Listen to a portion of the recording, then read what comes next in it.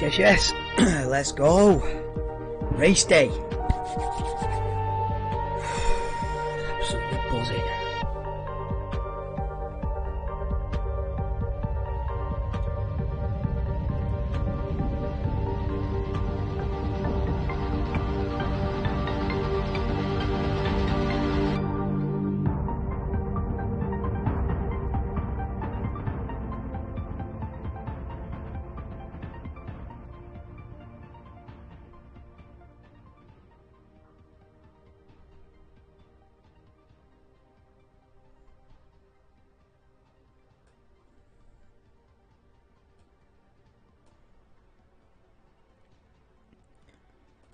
Hello and a big welcome to the channel. I'm the Motorsport Madman and this is the 2022 Belgian Grand Prix. I cannot wait for this one.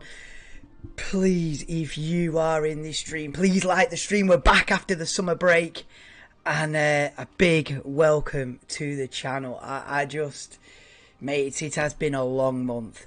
If you are a Formula 1 fan, get yourself subscribed. I'm live for every single qualifying and every single race from the Formula 1 World Championship. It's been a long August, but we're back. It's race day. I've come live a little bit earlier just to give people a chance to find the stream because in the previous 13 races that I've done this, I feel like half the people are joining like halfway through. So there's only like 3 or 4 people here for the start of the race, you know, and that's the most exciting bit. So if I come live half an hour before, it gives people a chance to find the stream, and hopefully we have a few more people in for the start of the race. We'll see. It's a working theory, but we'll see what happens. Hopefully YouTube decide to put me on the list today because they clearly didn't yesterday.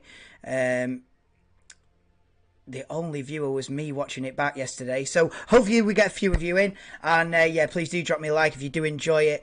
But we're back. Formula 1 is back in Belgium. One of the most historic races on the calendar as well. It's a glorious day. No chance of rain this time because the race was an absolute shambles last year. They didn't even get the race underway properly last year. It was a pretty much non-event. So hopefully we get a good race. We've got a jumbled up grid. I'll start going through it in a couple of minutes. But yeah, we have got a back to front shuffled up grid today. And it makes for a very exciting race. You know, Verstappen and Leclerc and Norris and Ocon coming through from the back. And, you know, big opportunity for Fernando Alonso at the front. But we'll get into that in a minute. Who's in the chat then? Let's have a look. Drop like. Yes, Martin, do drop me a like, guys, because it supposedly helps out the channel. So yeah, let's see if that works. Good morning, good afternoon now, Chris Poundcoin. Good morning, Ernesto. Yeah, if you're in the US, it is going to be an early 6-7 o'clock in the morning situation, but yeah, good morning to you, Ernesto. And yeah, it's HT. This is what I was just about to get into. So Yuki Tsunoda becomes driver number 8 who will start from the back of the grid. How are 8 drivers going to start from the back of the grid? Well, they're not. We'll go through the order soon enough, but as far as I know, Yuki Tsunoda will actually be starting from the pit lane. So even worse than back of the grid for Yuki Tsunoda. He's on a pit lane one.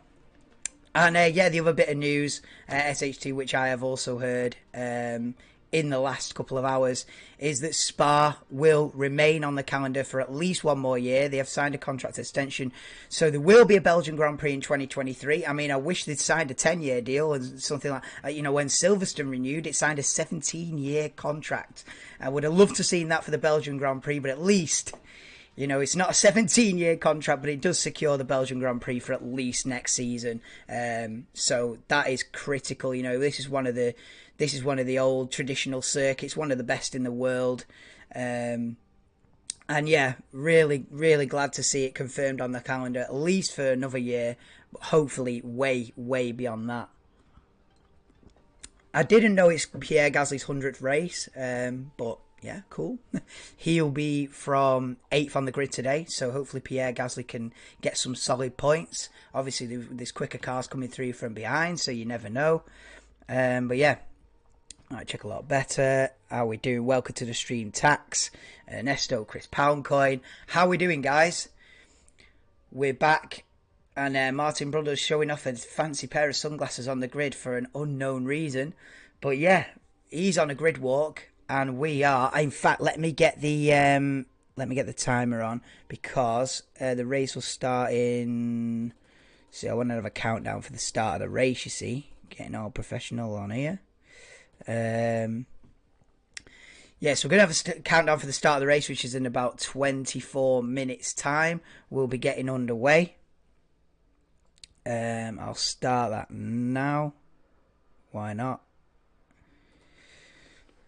Let's see what that looks like. There we go.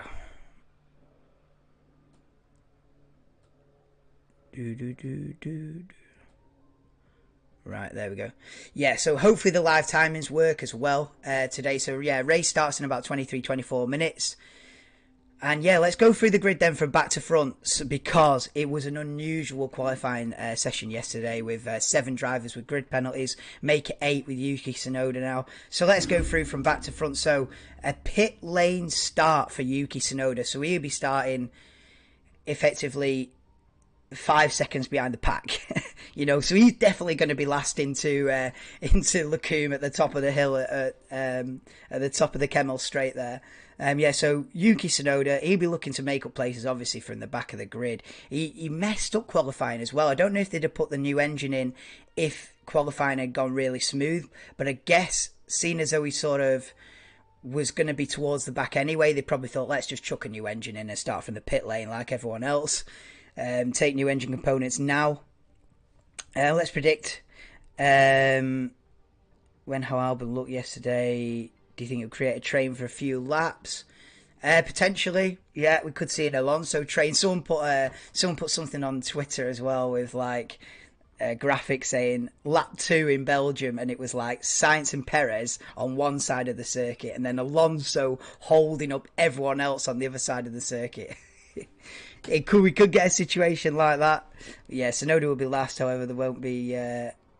If this crashes at turn 1, yeah, that's true enough. Yeah, that is true enough. Yeah, we've seen a few pileups in turn 1, at turn 1 here over the years, and there's no more runoff area on the exit of turn 1 either, which could prove crucial. Because people used to bail out as scenarios in turn 1 and use that runoff area. That is now a gravel trap, so you can't just abandon it. If you go in too deep and locking the brakes up, you're going to be in that gravel trap. So it makes it more, there's more jeopardy in that turn 1 this year. You can't just run wide onto a car park anymore.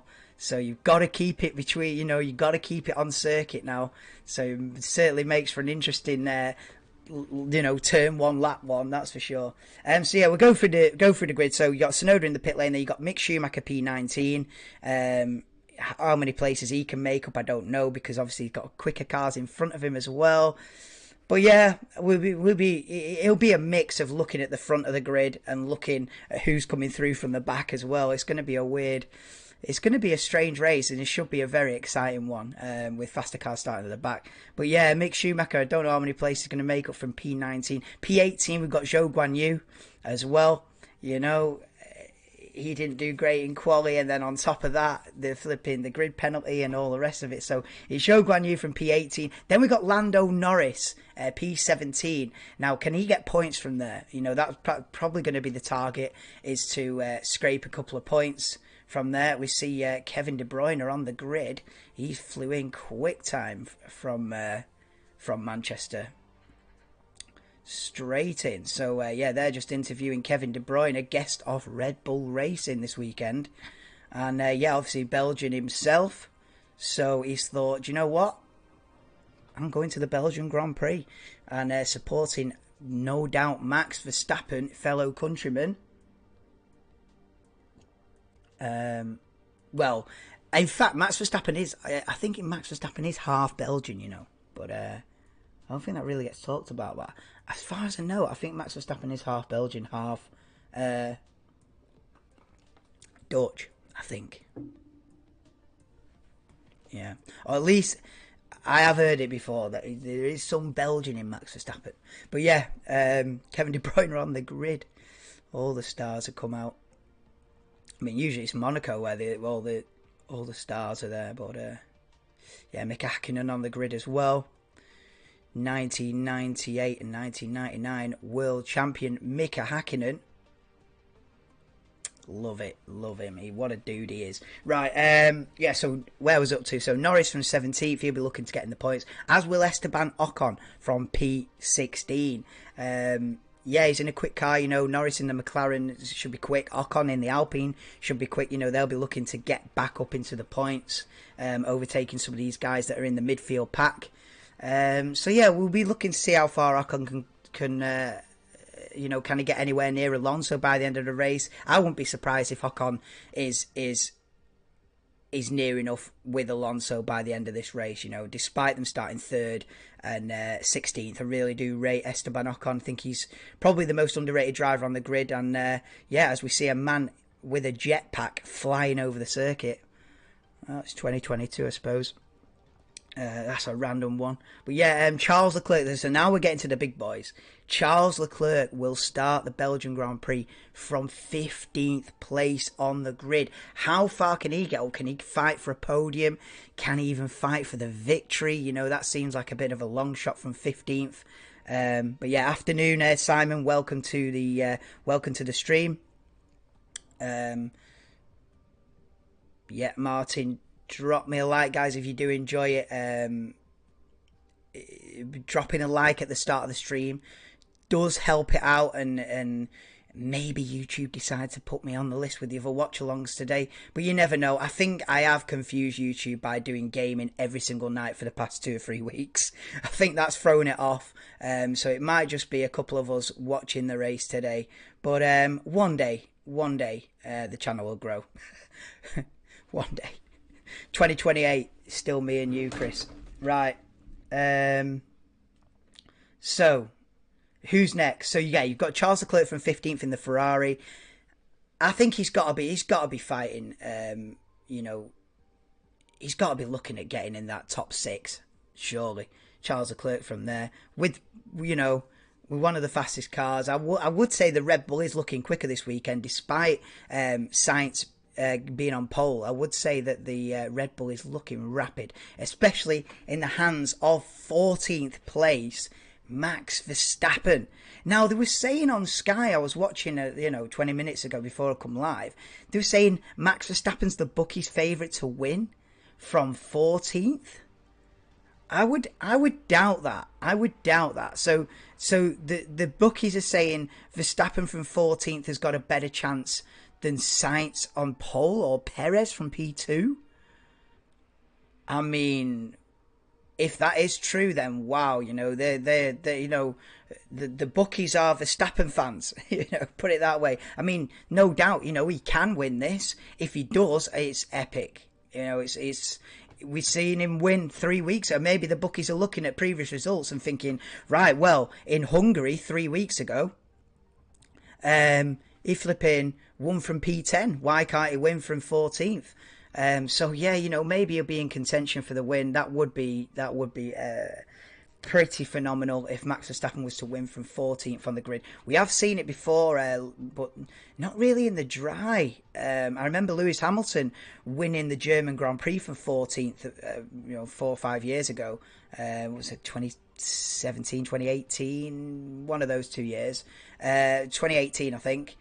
Hamilton won the German Grand Prix from P14, so you never know. Can Verstappen win from P14? It'll be interesting to find out and watch his progress, as well as Leclerc and Norris and Ocon. It'd be interesting to see how far they can make up the grid. Moving on then. So Bottas will start 13th in the Alfa Romeo. Can he get any points out of today? I mean, he might find himself dropping places, with Verstappen and Leclerc right behind him. So good luck to Valtteri Bottas. Kevin Magnussen will start P12 on the grid in the Haas. So he'll be looking at points, he'll be sat on that grid thinking, if I can make a couple of positions up here, I'm in the points. So, and Kevin always aggressive, always getting the elbows out, and you've got these quick guys coming from behind. He's got a Red Bull behind him, a Ferrari behind him, and Kevin will no doubt give up a good fight, and let's hope they keep it clean. But yeah, we've got Nicholas Latifi, P11, with all these grid penalties.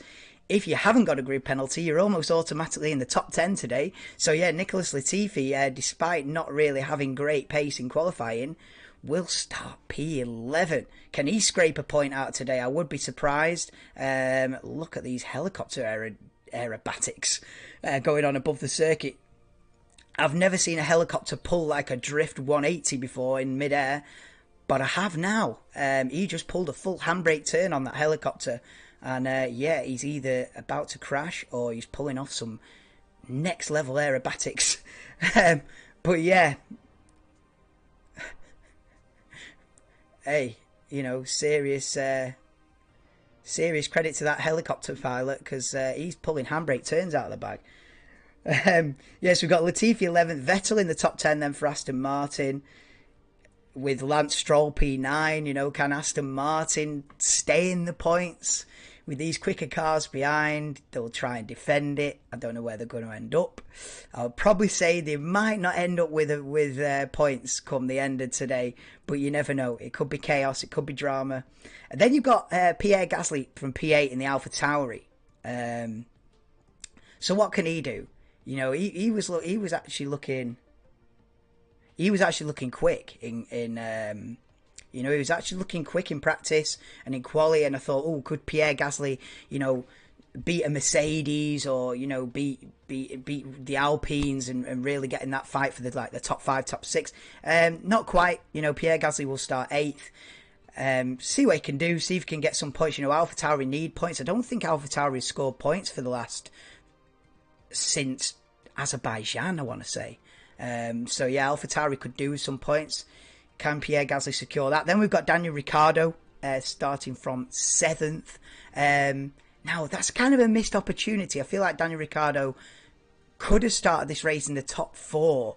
You know, instead it's Fernando Alonso that's taken up that opportunity. But Daniel Ricciardo from 7th, obviously with the news breaking a few days ago that he will leave McLaren at the end of this season, his future's uncertain.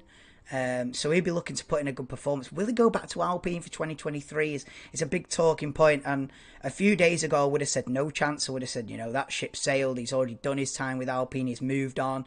But listening to interviews this weekend and listening to the vibe, and I'm starting to warm towards the possibility of Ricciardo returning to the Enstone team. Yeah. And a few days ago, I would have been like, no chance. You don't go back to your ex, sort of a situation.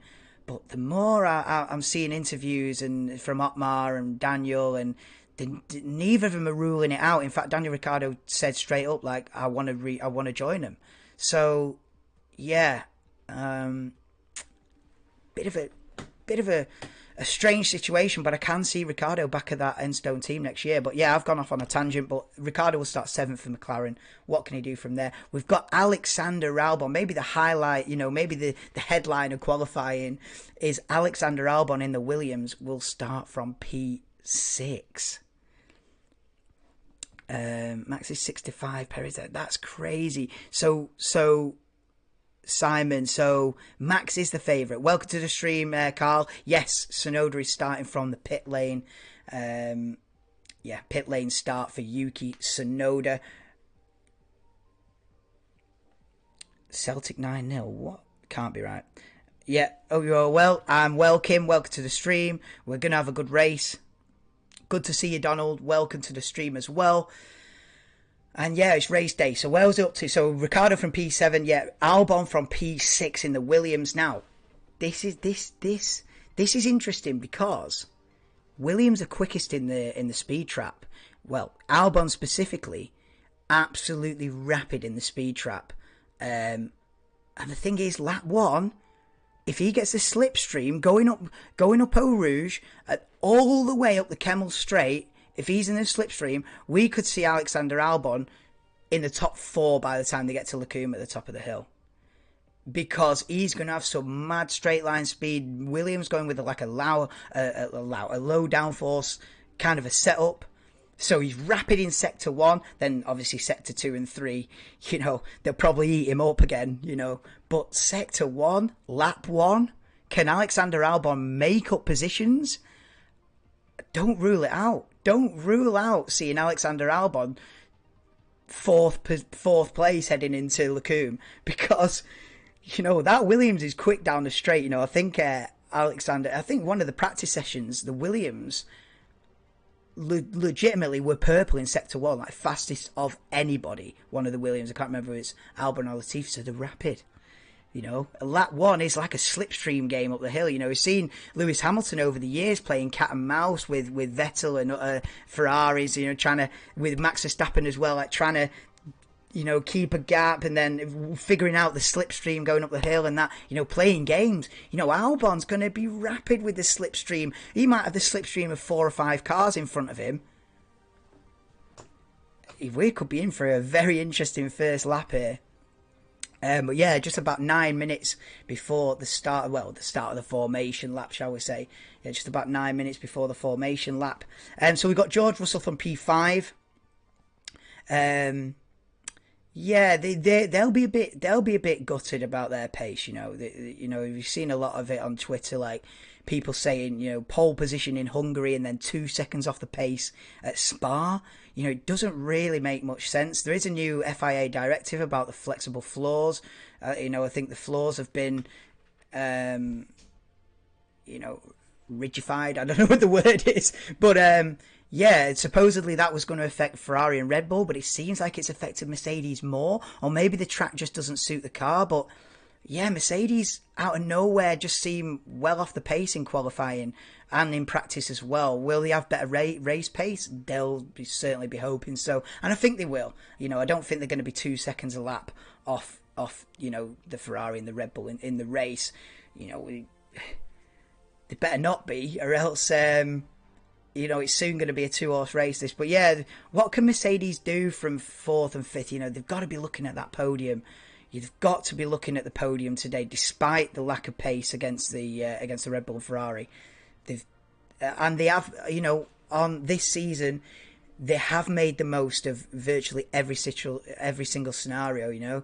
You've got Ferraris and Red Bulls breaking down left, right and centre, engine fires, drivers making mistakes, gearbox problems, and Mercedes are just a supreme outfit in terms of professionalism, the strategies and everything.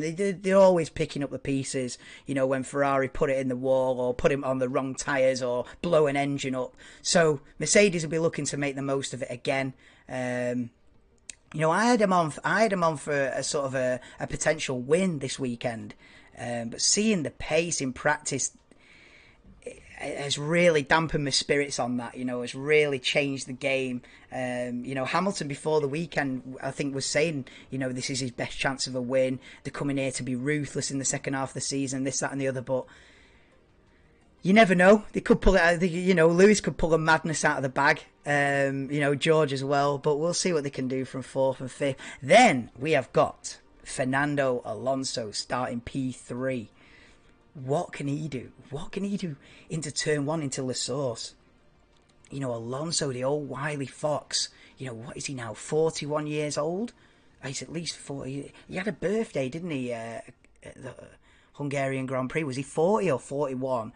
But Fernando Alonso could lead into turn 1, and that will be.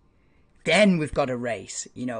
If Fernando Alonso is leading coming out of La Source hairpin, heading to Eau Rouge and Radion, mate, game on. I'd love to see that. I would absolutely love to see that. And so, Madkim 9 should have been a 10. Oh, what the goals? How long did it take Verstappen to take the lead? Yeah, this is it, isn't it? How long before? How many laps before Verstappen's in the lead? Yeah, is that a more relevant question? But yeah, Alonso from P3. It'll be very interesting to see how high up he can get on the grid. What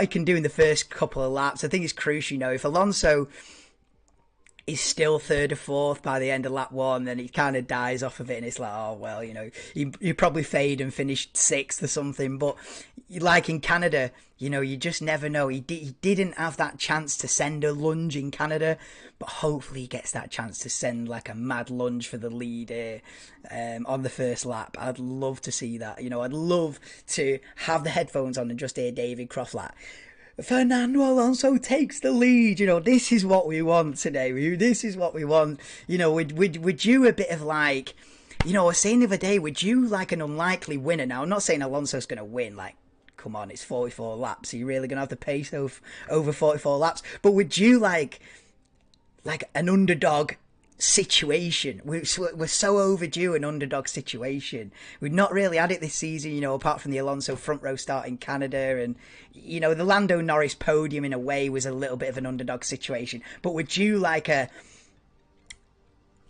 you know that little bit of a like an underdog spice, you know, would you that?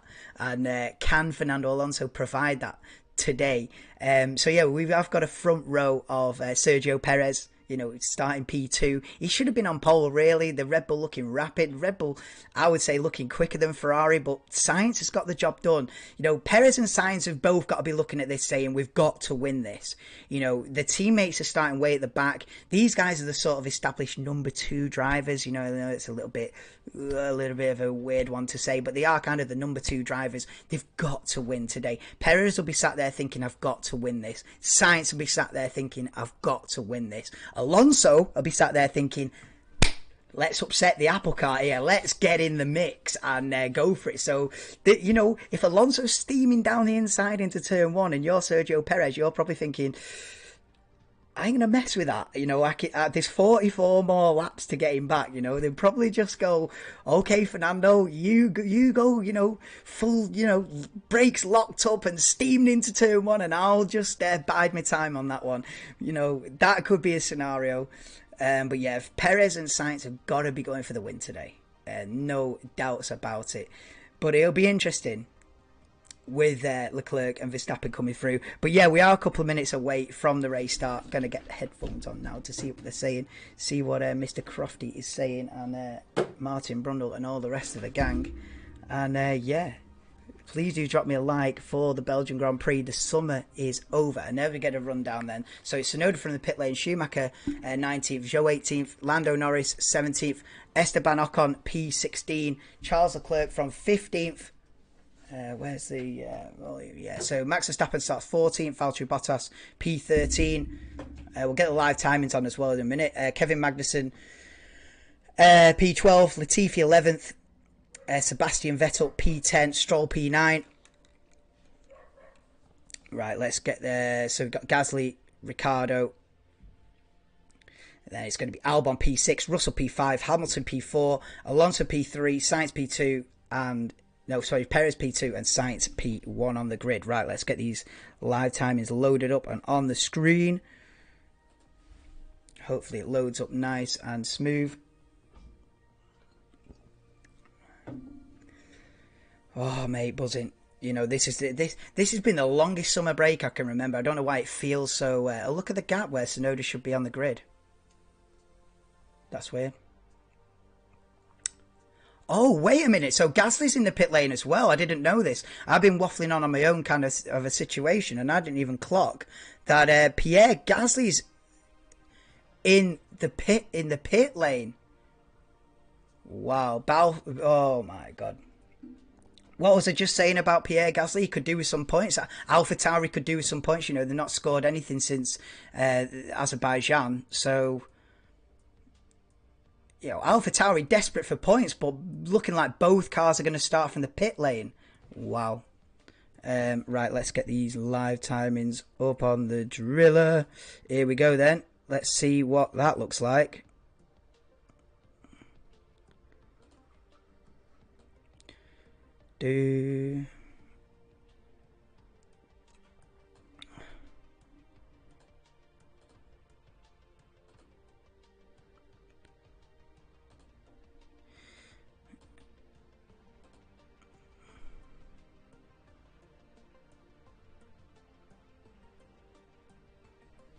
No, we'll try it again. not worked so far, the live timings.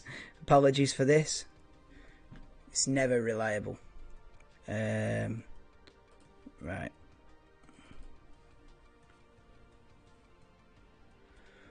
Oh, formation lap. Here we go then.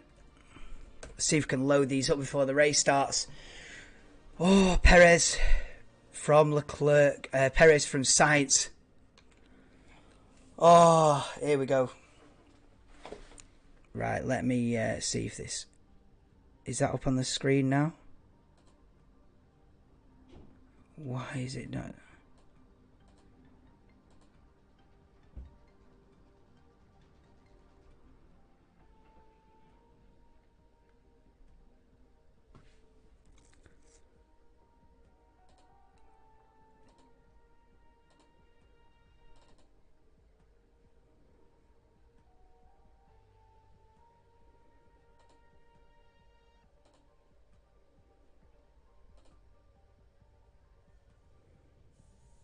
Ah, there we go. Oh, please. It's come up on the screen now. Thank God for that. Right. I thought the live timings wasn't going to work. It should work now when it loads up. Yeah, I thought that wasn't going to work. Then I was like, I'm just going to have to do with a big empty screen on the other side of me. But yeah, it's going to load up in a minute, and we're going to get the live timings. I was a little bit worried about that then. But yeah, look at the Max Verstappen fans. The Orange Army is here in Belgium. How is Max Verstappen the bookies' favourite for 14th? That is baffling to me, honestly. From P14, you're the favourite? That's crazy. That I've never heard of a scenario like that before. Anyone being outside the top 10 and being favourite to win. It's just crazy. But yeah, once this loads up, it should be looking good on the screen, ready for the start of the race.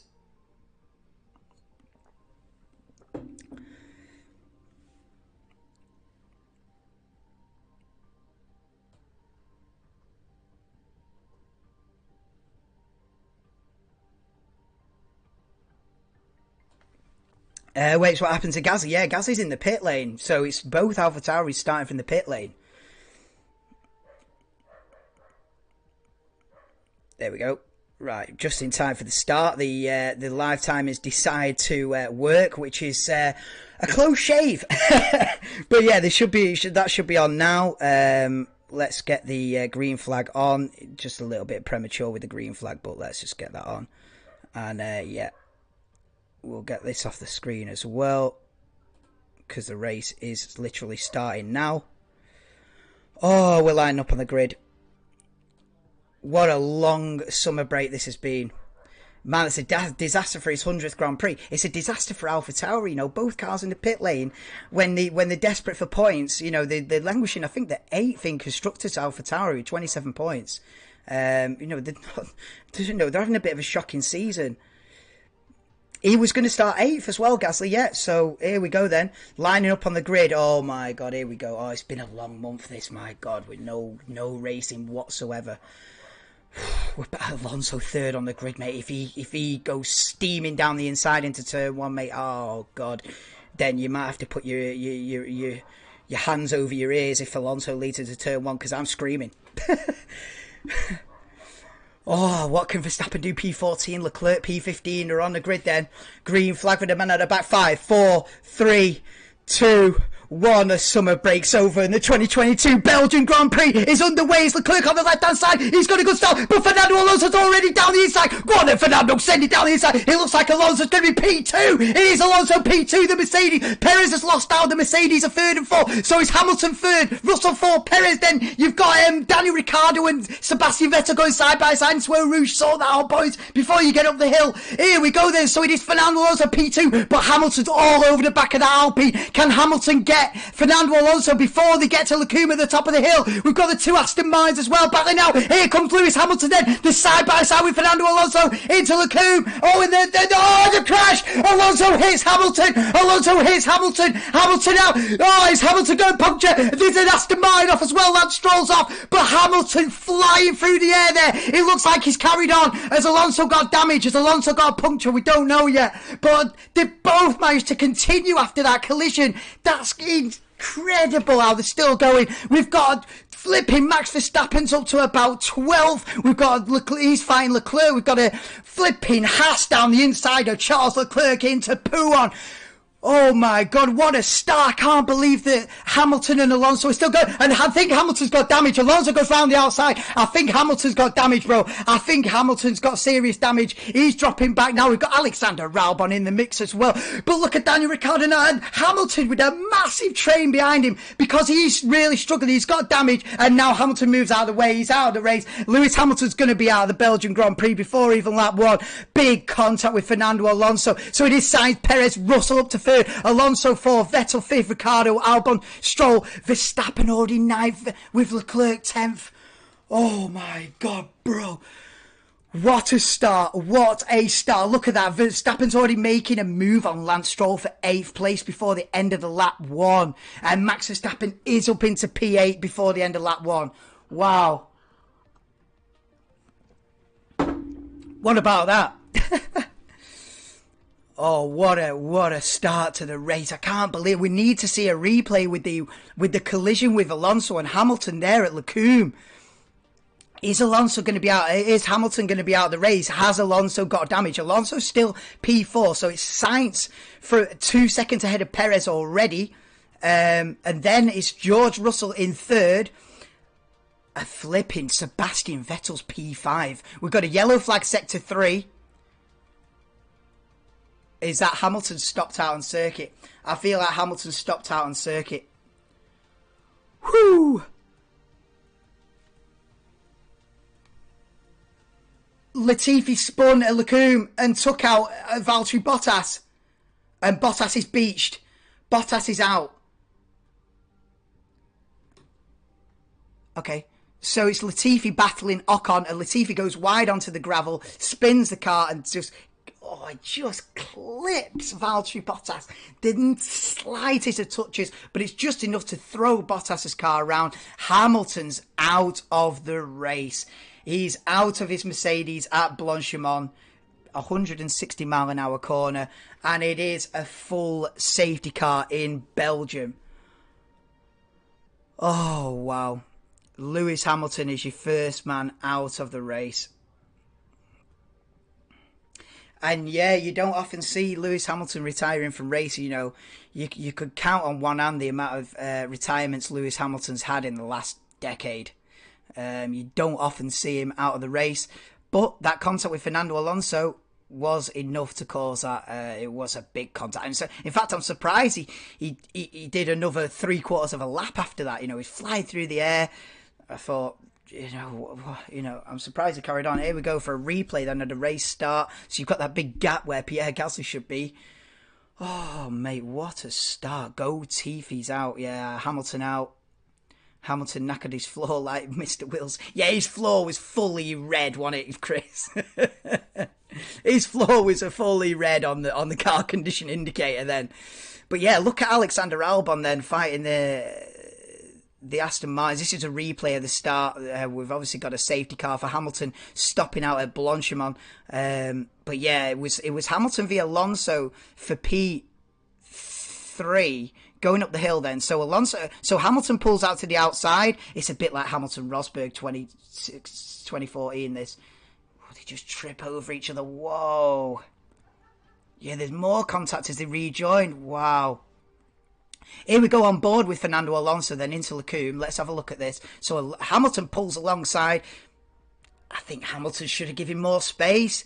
I think Hamilton, no, it's not Fernando's fault. I think Lewis should have given more space there. You can't just, he's sort of gone for the apex and just pinned Alonso against the curb. Yeah.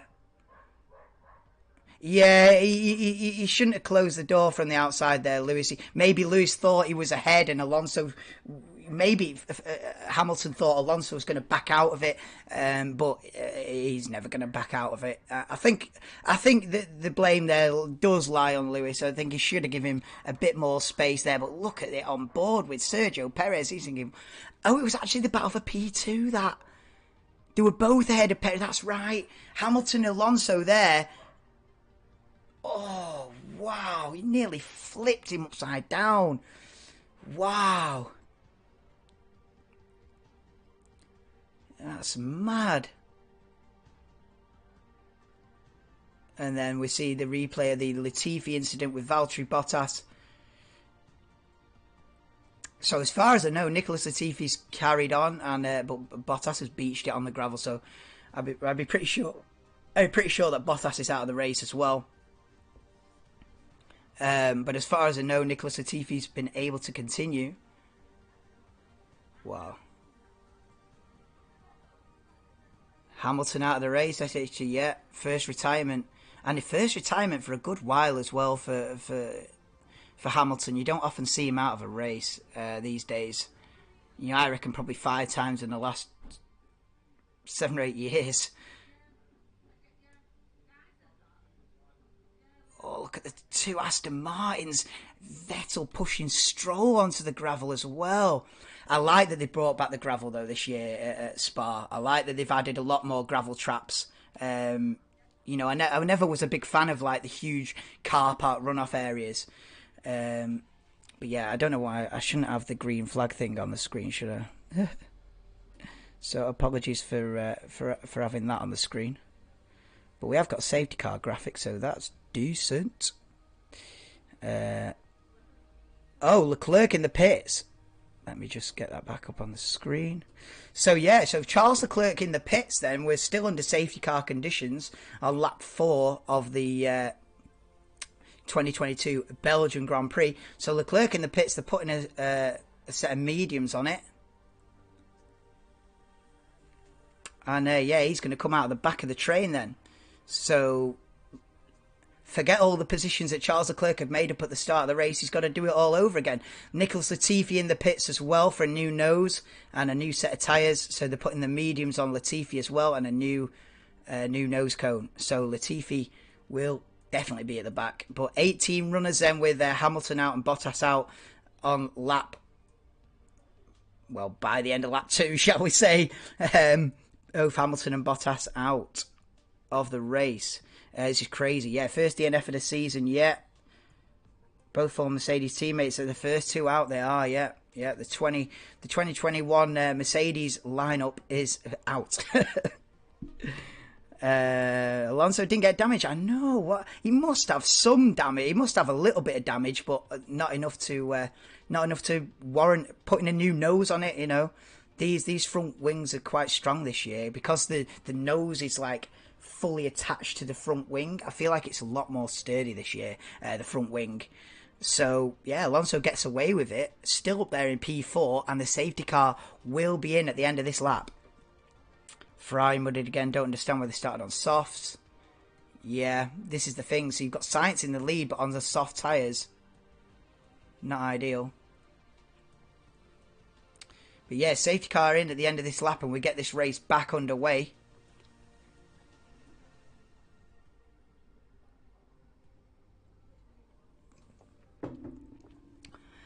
Hamilton stayed at the track till after midnight to work with the team to find the pace and retires on lap 1. Life just isn't fair, is it, Salty Dog? Oh, life comes at you hard, bro. That's yeah. That's a tough one to take. We can't believe Alonso and Hamilton collided. I know. Yeah. I feel like Lewis should have given him more space. Yeah, Lewis should have given him more space on the outside. Lewis sort of went for the apex as if Alonso wasn't there. You know, Alonso can't just disappear on the apex. But yeah, we're going to get this race up and running again. Yeah, Vettel up into P5. So yeah, we're going to get this race up and running again. So the safety car's ending, safety car's in the pit, and Sainz has messed up then. So Sainz is locked up into the bus stop chicane. Can George Russell make the most of this? Russell right behind Sergio Perez now. Is he going to make the move into the source? Perez having to defend against George Russell then, so the Mercedes might get a switchback, and Perez locks up as well. I tell you what, by the time they get to Leclerc, what's the order going to be here? You've got Sainz who's bolted now. It was Sainz's mistake that ended that caused this train, but now George Russell's going to have a beautiful slipstream, and Fernando Alonso on the back of George Russell as well. What's the order? Oh, look at Fernando Alonso. Fernando Alonso in the Alpine going round the outside of George Russell. They're going to be side by side at the top of the hill. Oh, but George Russell breaks later and keeps the position, so it is still Sainz, Perez, Russell, Alonso, and it's still Vettel P5, Ricciardo 6, Alexander Albon still up there in P7. Go on then, Alex. You've got Verstappen now up to 8th, Stroll 9th, and Kevin Magnussen rounds out the top 10 as the race resumes in Belgium. Verstappen makes easy work of Alexander Albon and then goes up to P7 immediately. Oh, Max Verstappen, mate, he's already coming through the pack here. He's already up from 14th to 7th and we're not even at the end of lap 5. Yeah, Max Verstappen already eyeing up Daniel Ricciardo for 6th place. Alonso's under investigation, is he? I've not seen that graphic, but thanks for letting me know.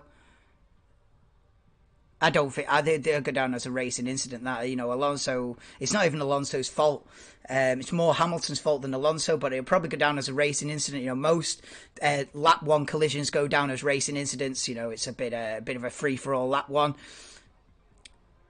unless it's like a clear something stupid.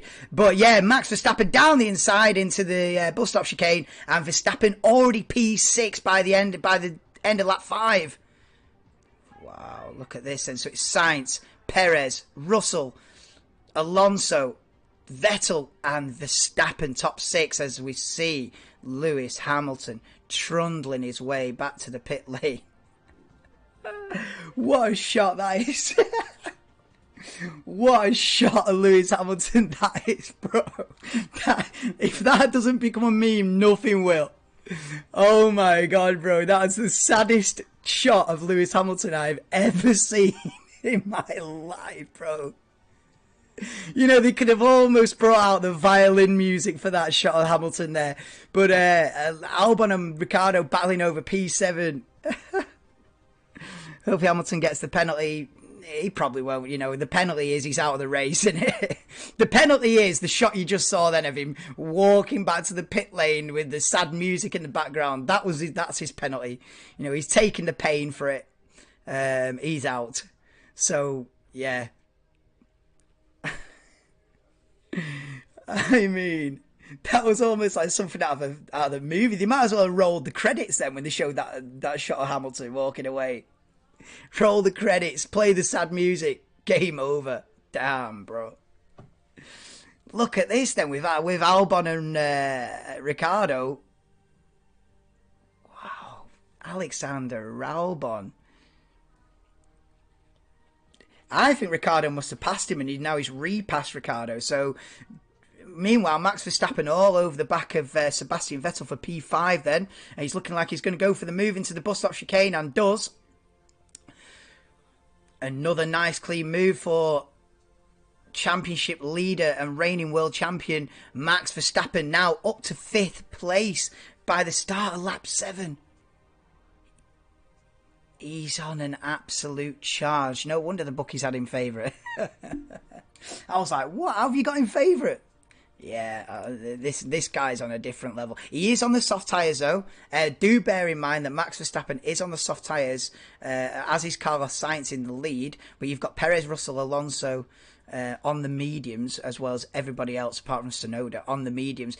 Oh, look at the speed of Max Verstappen with the DRS. Sails past Fernando Alonso before they get to Lecumbe. And he's up to 4th already.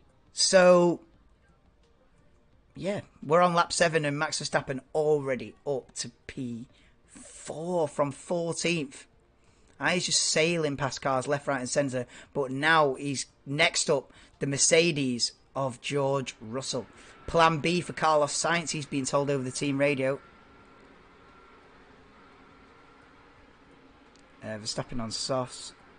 He's going to have to pit sooner, this is the thing. Yeah, Verstappen and Sainz on the soft tyres. Albon has some pace, he does. There's something loud outside. Yeah, where in the world is Leclerc? So Leclerc had to pit for a, I think he had a puncture, maybe a slow puncture, something like that. So Leclerc's already done a pit stop and during the safety car, and so has had to come from the back of the pack for a second time. So Leclerc is down in P16 at the moment. 18 runners in the race with Bottas and Hamilton out. So yeah, Leclerc down in 16th, but he's already made a pit stop and he's on the medium tyres. So he's right behind both AlphaTauris. We're actually on board with Charles Leclerc at the moment. But yeah, he's on the back foot, put it that way. So it's Sainz from with a 2-second lead over Sergio Perez. They're 2.3 seconds ahead of Russell. And Verstappen only 6 tenths, make that 5 tenths of a second behind George Russell. Verstappen looking rapid in the opening stages of the Belgian Grand Prix. As we're on board with Charles Leclerc, and Max Verstappen makes another position look easy. Candy from a baby as he's into the top 3 now, Max Verstappen. It did not take very long at all, David Croft, no.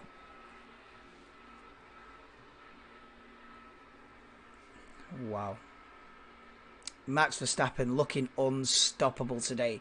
And the straight line speed of the Red Bull as well with the DRS is just... George not even fighting, George not even defending, just like a matter of fact. He's coming through and there ain't nothing anybody can do to stop him. So Verstappen up into P3 already, second behind teammate Sergio Perez. But yeah, he is on the soft tyres as we see Charles Leclerc going up the inside of Pierre Gasly. So Leclerc passes Pierre Gasly and up into P15. P3, I know, Anto. From 14th to 3rd in 8 laps. And 3 of those laps was behind a safety car. So he's virtually done it in 5 laps. Verstappen up 11 places, you can see with the graphics. And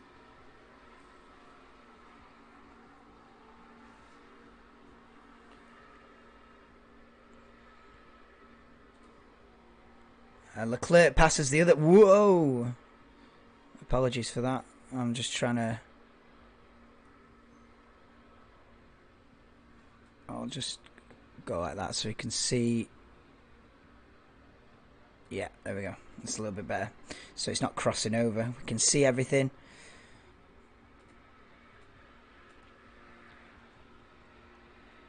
Verstappen with the fastest lap as well. 2.2 seconds off the lead now, Max Verstappen. Here we see Norris versus Kevin Magnussen for P11. And Norris does take that P11 then. So McLaren are 8th and 11th at the moment.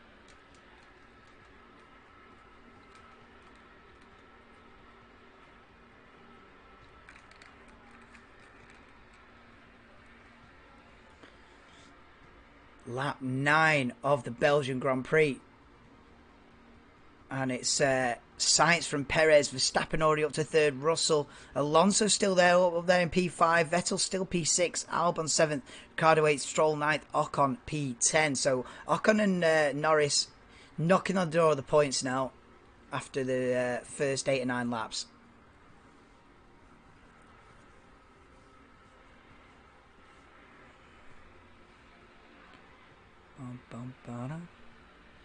Wow, yeah, this is the thing. The soft tires. This is how long are the soft tires going to last, and what strategy is Sainz and Verstappen going to be on here? So look at that now. It's a top 3 now, and Verstappen closing in on teammate Sergio Perez. But how long can those soft tires go? Verstappen's soft tyres look in better condition than Sainz's anyway.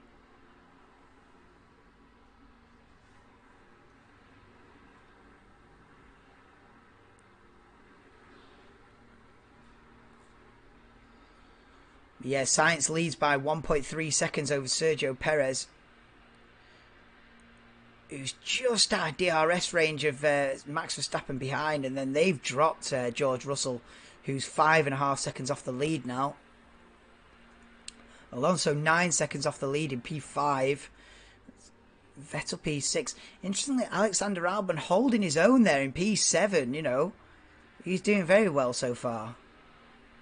You know, Alexander Albon and Williams only with 3 points this season and have not scored since Miami. I think Albon got a point in Australia and 2 points in Miami. But at the moment, you know, if he can get a points-paying position, it'll be fantastic for Williams. You know, points are going to be few and far between. So if he can scrape one, it'd be a hell of a job for Alexander Albon. But yeah, he's holding his own in P7. Is Alex got Ricciardo 8th for McLaren? He would have been hoping for more than that at this point. You know, he'd have been hoping to be in the top 5 really. Daniel Ricciardo. Leclerc being told that tyre degradation higher than expected. Okay, so does that mean different strategies? Were they trying to do a one-stop and they're realising that it's going to be a two-stop race? We don't know. But we are going to find out. Jackie Hicks in the Ferrari garage. And Max Verstappen has now got DRS on Sergio Perez then. So Verstappen might be past Perez by the time they get to Leclerc at the top of the hill. Here we go.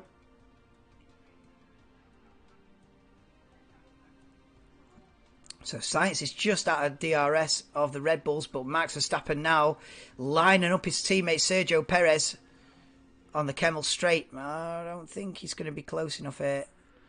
Oh, he's having a look. He's having a look. He's going for it. Oh, he had a look, did Max Verstappen, but not quite close enough to make the position right there. And it's still Perez holding on to P2. And Max can see the leader. Max can see the lead of the race right there with Carlos Sainz just a second and a half in front of him. Wow. It's only taken 11 laps for Max Verstappen to be effectively fighting for the lead. And that's mad.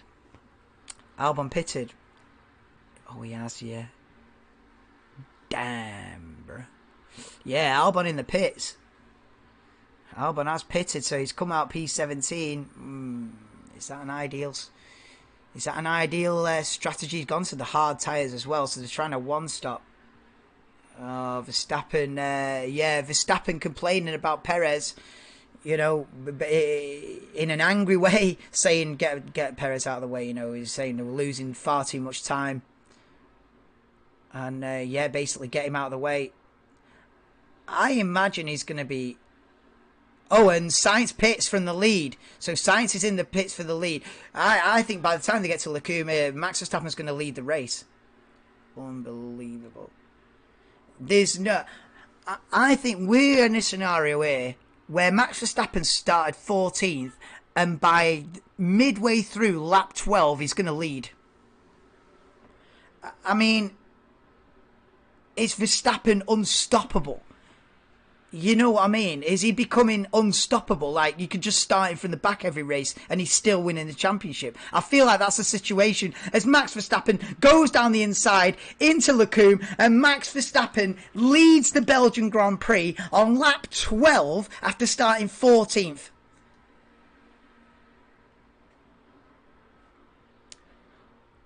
What can you do against a man like that? What can you do? It's like Lord of the Rings. What can men do against such reckless hate? But yeah, I mean, unbelievable that Verstappen leads. So this is the thing. So Sainz is in traffic. So I think Verstappen will pit now against Sainz. And look, Sainz stuck behind Ricciardo. Goes down the inside into P1, then does Carlos Sainz up into P5. So Sainz has stopped, come out, and is 5th place. Now this is critical. If Verstappen pits now, where's he going to come out in regards to Carlos Sainz? Because it'll be a net lead if he comes out ahead of Carlos Sainz. Ferrari undercut, yeah. Ferrari have tried the undercut, but then he's got stuck in traffic. I don't think Verstappen's pitted. Verstappen hasn't pitted. I would have pitted Verstappen now. I don't think they have done. He stayed out for another lap as Max. He stayed out. I don't know if that's the right thing to do. I would have seen Sainz in the traffic if I was Red Bull and gone, we'll bring him in now. But looks like Ricciardo and Ocon both pit then on lap 13.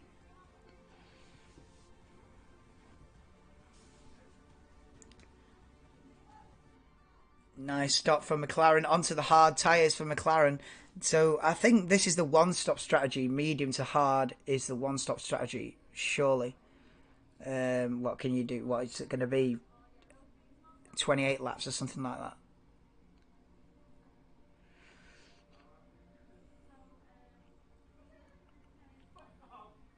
Ricciardo and Ocon 15th and 16th then after the pit stops. On board with Fernando Alonso. What is this? Battling with Nicholas Latifi into the bus stop chicane.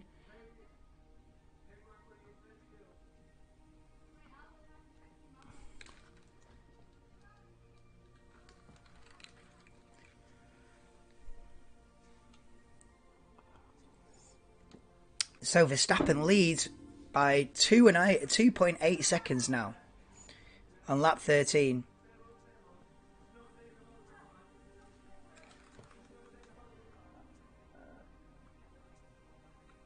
Someone's being loud outside. But yeah, Verstappen leads Perez by 2.8 seconds.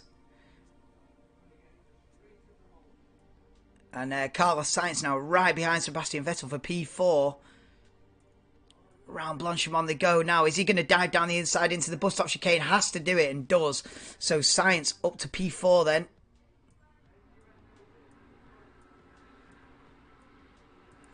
Aston Martin's 5th and 6th at the moment, but obviously they've not stopped. George Russell into the pits then. So Russell pits. Yeah, George is doing a good job. George is doing a good job for Mercedes.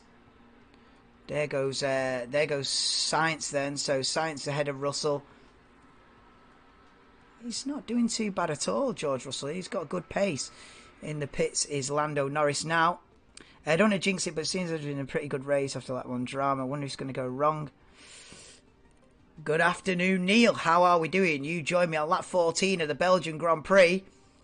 And Max Verstappen started 14th, but he's already in the lead. Incredible stuff.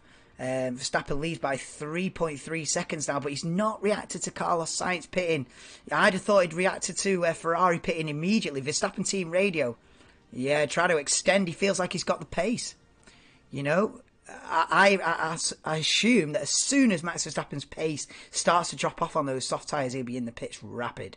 But as it stands, he's staying out there.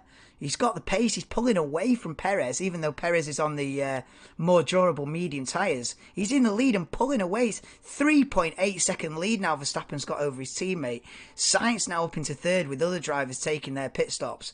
Vettel yet to stop in P4. Leclerc yet to stop. Well, Leclerc stopped on lap 2 or 3 behind the safety car. Up to 5th. And that's a big slide from Max Verstappen in the bus stop chicane. He's got to be thinking about pitting now, surely. Russell on 7th after his pit stop. Zhou Guanyu hasn't pitted yet, up to 8th. And Perez is in. So Perez on the medium tyre stops before Verstappen on the soft tyre. Work that one out.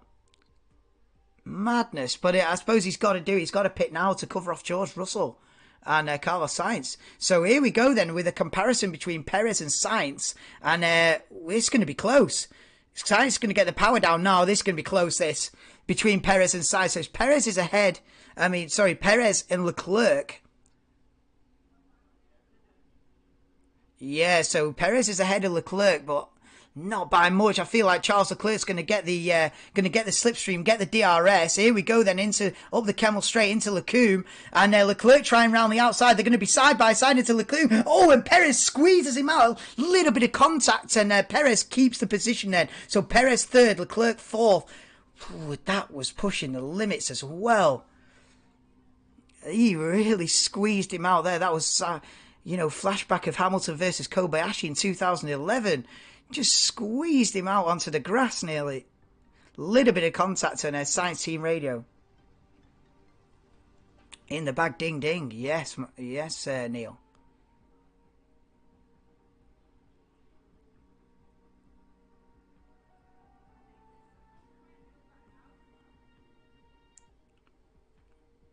It's a pretty good race, Salty Dog.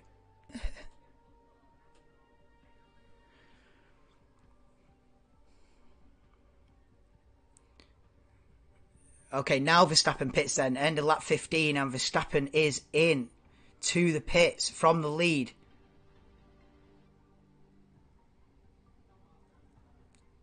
So here we go then.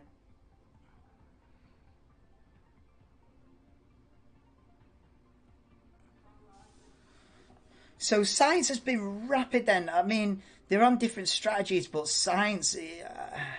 I feel like Red Bull should have reacted straight away to Sainz's pit stop.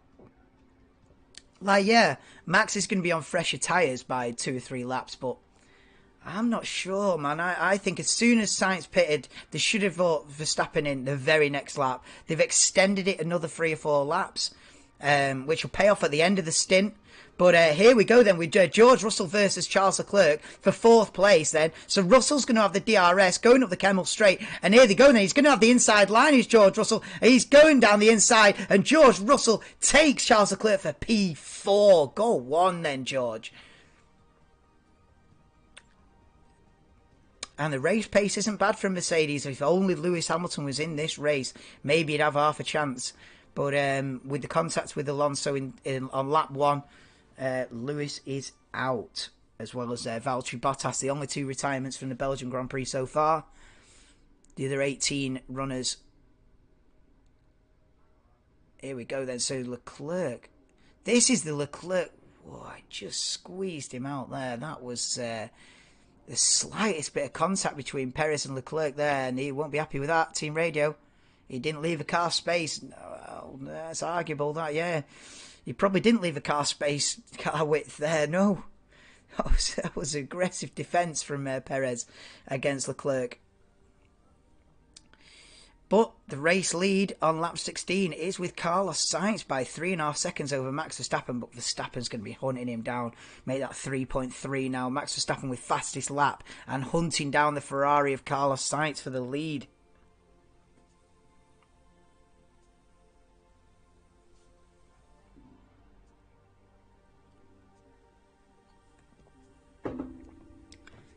Sainz is relatively happy with the grip then. Reporting back to the team that he's starting to recover a bit. So yeah, we'll be watching the gap between Sainz and Verstappen. 3.3 seconds it is at the moment, the gap between the top 2. P2 after pit stop from Max, unreal. It is unreal. It is unreal. There's a reason why he was Bucky's favourite. You know, the man's on unstoppable form. I think he's won 8 out of the first 13 races. So, you know, he's got an 80-point lead in the championship. And he's looking strong in this race as well, even from 14th. Here we go then for Vettel versus Albon for P8. And Sebastian Vettel takes P8. Vettel announces his retirement a couple of weeks ago, but has still got the pace. And takes Albon for P8. So a handful of points so far for Sebastian Vettel in the Aston Martin. Not bad at all. Yuki Tsunoda up there in P7. I don't think he's stopped yet. He mustn't have. Here we go on board with Esteban Ocon pulling the... Is he going to try and pull a double overtake? Wow, and he does. Esteban Ocon with the double overtake into the bus stop chicane at the end of the lap. Overtakes Ricciardo and Latifi. And they're side by side up Eau Rouge. Mick Schumacher takes Nicholas Latifi up Eau Rouge. Go on, Mick. Go on, Mick. He ain't getting any points today, but I'll cheer him on every position. Go on, Mick, lad. Up to P17, Mick Schumacher. But this is the battle for the lead. Verstappen is so much quicker than Sainz. It's ridiculous. The gap was 3.5 seconds a lap ago. It is now half a second. He's going to have DRS. They're going up Eau Rouge now. This is the battle for the lead. Well, battle. Is it a battle? Here we go then. Max Verstappen with DRS. Carlos Sainz trying to weave around. He's got the inside line, but Verstappen moves to the outside and sails round the outside of the Ferrari. Verstappen takes the lead of the Belgian Grand Prix on lap 18, and now he may not look back from there. This might be the crucial move in the race. Verstappen leads from P14. Is there any stopping this man? Is there any stopping him? And he's just so much quicker than Carlos Sainz. Red Bull looking so strong this weekend. You know, they've been, Red Bull and Ferrari have been very evenly matched this season. But Red Bull, with Max Verstappen looking, turned up after the summer break here and look on a different level. Red Bull are taking a step forward here, whether the track just suits the car perfectly, whether Verstappen is just in the form of his life, a combination of it all, and Red Bull just looking absolutely rapid, especially in the hands of Max Verstappen, looking unstoppable today in Belgium. He's already 2 seconds ahead of Leclerc. I tell you, he's already 2 seconds ahead of Sainz. He's like 2 seconds a lap quicker than Sainz in the Ferrari on the same tyres. Absolutely storming the race.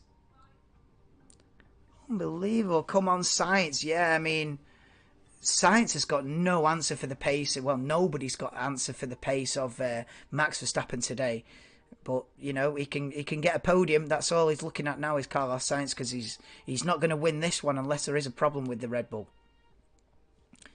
Yeah, Anto, that's me. I'm sat here like, really? You know what? Like I was saying before the race, we've seen Lewis win from 14th in the wet German Grand Prix once, but it wasn't like this. This is just domination. Jack Doohan in the Alpine pit lane, Alpine Academy driver, Formula 2 driver. Or is he Formula 3? I'm not quite sure on that one. Formula 2, I think. Leclerc team radio.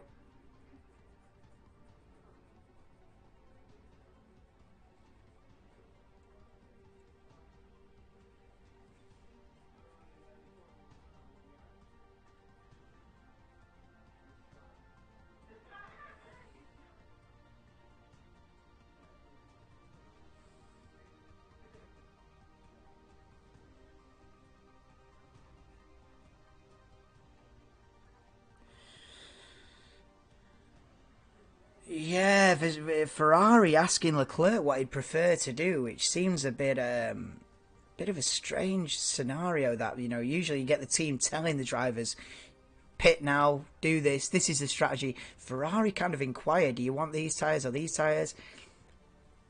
Is that better or worse? I mean, it seems a little bit less professional to me to be asking the driver, would you like this? Would you like this? Plan A, plan B, like a menu. Do you want plan A, plan B, plan C, plan D? The choice is yours. Surely it's better just to come on the radio and say, we've got the authority. Bang, you're pitting this lap, and I don't know, man. I don't know where Ferrari stand on this, but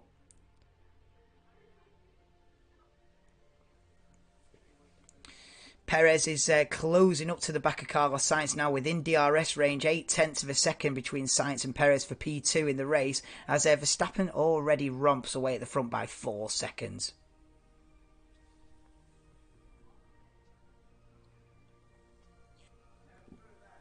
Can you do 5 more laps, say Ferrari to Charles Leclerc? And so they'll be pitting Leclerc in at least another 5 laps. Yeah, so Leclerc and Ferrari looking at a P5 finish with Leclerc. And it could end up 3rd and 5th for Ferrari in this one. Replay with Alexander Albon locking up into turn 1. And you don't want to go wide at turn 1 because you'll be in the gravel. And it looks like he was under pressure from Esteban Ocon, who's now moves up into P8. So it is Verstappen with a 5-second lead now on lap 20 ahead of Carlos Sainz, who's becoming increasingly under pressure from Sergio Perez in the other Red Bull. And It's George Russell holding his own, as he's been in so many races this season. George Russell in his own world, Not got the pace of the Ferrari and Red Bulls, but quicker than anyone behind him. And so George Russell holding his own in P4. You've got Charles Leclerc P5 and a totally different strategy, having started from the back. Fernando Alonso still up there in 6th, Vettel 7th. Ocon in the other Alpine P8, making his way up from about 16th to 8th. So not a bad race so far for Esteban Ocon. Albon's still in the points in P9. He'd do well to get a point out of this today. And Daniel Ricciardo P10, not really taking the most of this opportunity. He should have been second row of the grid yesterday, and he should be attacking top 5 today, but he's faded away to 10th. As here comes Sergio Perez up the top of the hill into Leclerc, and Perez takes Carlos Sainz for P2. We are now at a situation of a Red Bull 1-2 by lap 21. It is Verstappen from Perez as he takes Carlos Sainz into Leclerc at the top of the hill, and Ferrari fading away in this race. Red Bull with great pace, and it's frightening. It is frightening pace as we enter the second half of the season. Verstappen with an 80-point lead in the championship and looking like he's going to extend that. Incredible. As we see Gasly and Stroll going side by side into Leclerc. Whoa. Careful, boys. But Stroll takes Gasly for P11 then. So it is Stroll 11th, Gasly 12th, Norris 13th, and Zhou Guanyu 14th, all battling for position there, all nose to tail. And cut to Albon versus Ricciardo just ahead of that battle as well. So the midfield fight is starting to hot up now as we approach half race distance. Maybe Plan Z in a minute, yeah. Plan Z. It's lemon scented. Who knows what film that's from? Who knows? Plan Z. It's lemon scented. That's what Ferrari are on. Ferrari on Plan Z this season with an 80-point deficit to the lead. Cheers, Ernesto. Appreciate your support, bro. I really do appreciate your support.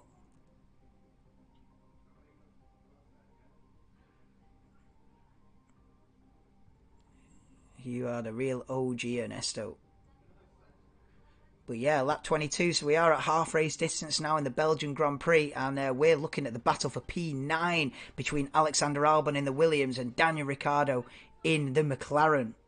Leaving McLaren at the end of this season, got a point to prove, but he's, yet again, is he made the most out of this? Considering he's one of the, virtually half the grid with a grid penalty. Half the drivers with a grid penalty today, and still Ricciardo struggling to get a point. What can you do? What can you do? As Lando Norris in P13 trying to defend from Zhou Guanyu. Go on then, Zhou. Oh, Mick's down there in P17. Come on, Mick. I'll give you half an inch. Bro, what are you on about?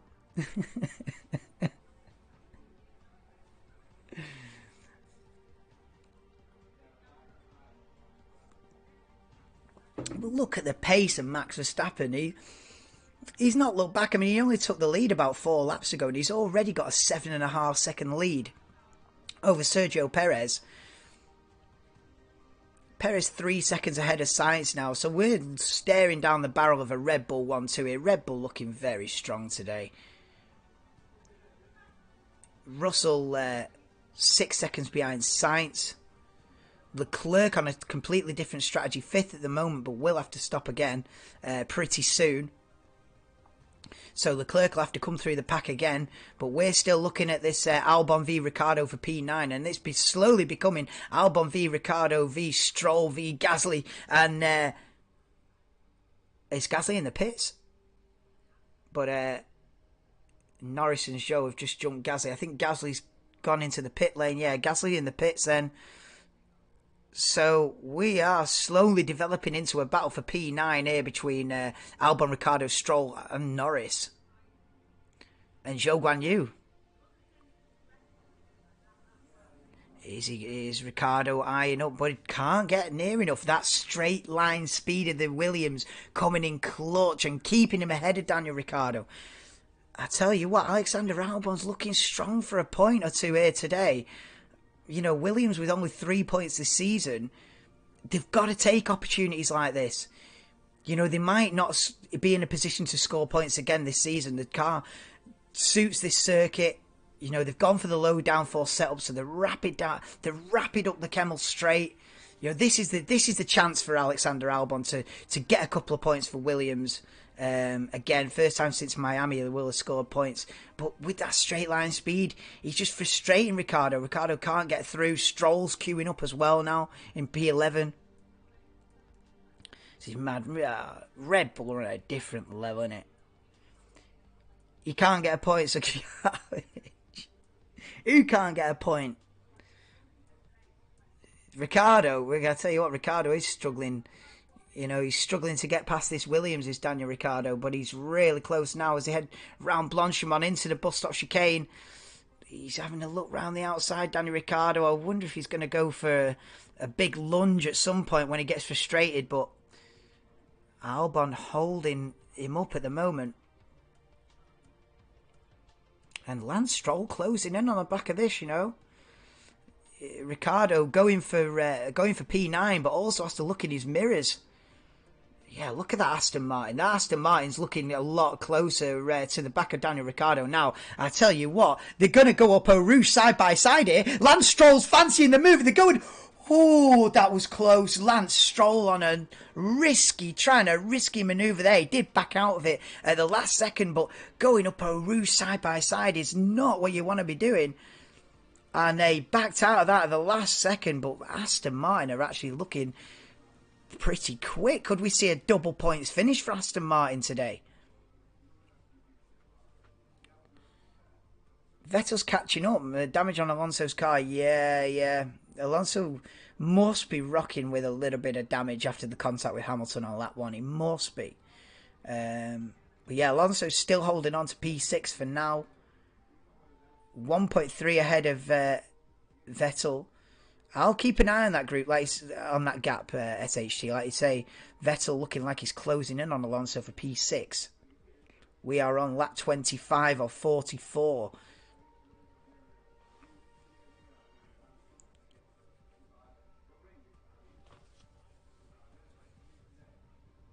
So Science is being told to avoid the bump in turn 5. What is that? What's turn 5? Turn 1. Does Radion and Eau Rouge count as 2 corners? So that'd be turn 2 and 3. Looking at 4, 5. Okay. So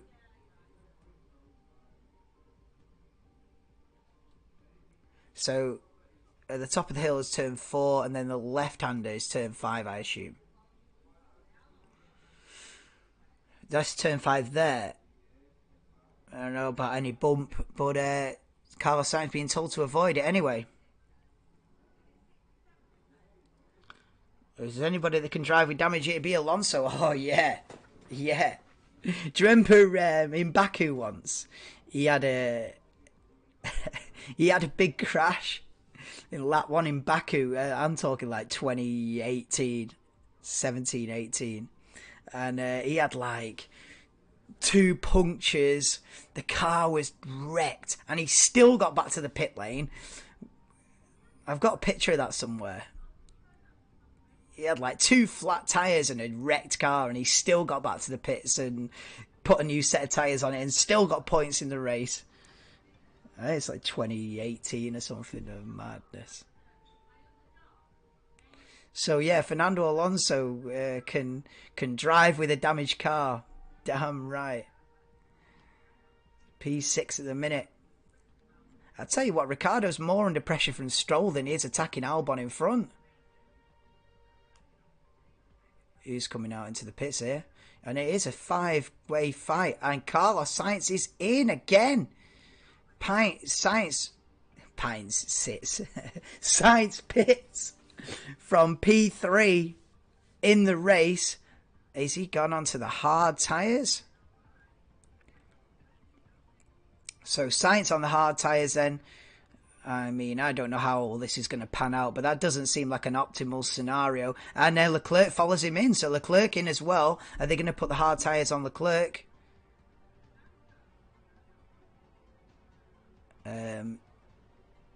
Okay, so Leclerc on the mediums. Oh, that's better. That seems more racy. Oh, he's got this gaggle of these 5 cars here battling for P9. He wants to be ahead of this group here, does Charles Leclerc, and is crucially ahead of this 5-way fight for P9. So Leclerc out of the pits then in P8, Sainz out of the pits in P4. So it's Verstappen from Perez. Verstappen now with an 11-second lead over Sergio Perez. Despite Perez starting second and Verstappen starting 14th. Verstappen now leads Perez by 11.5 seconds. Unstoppable pace from the Dutchman.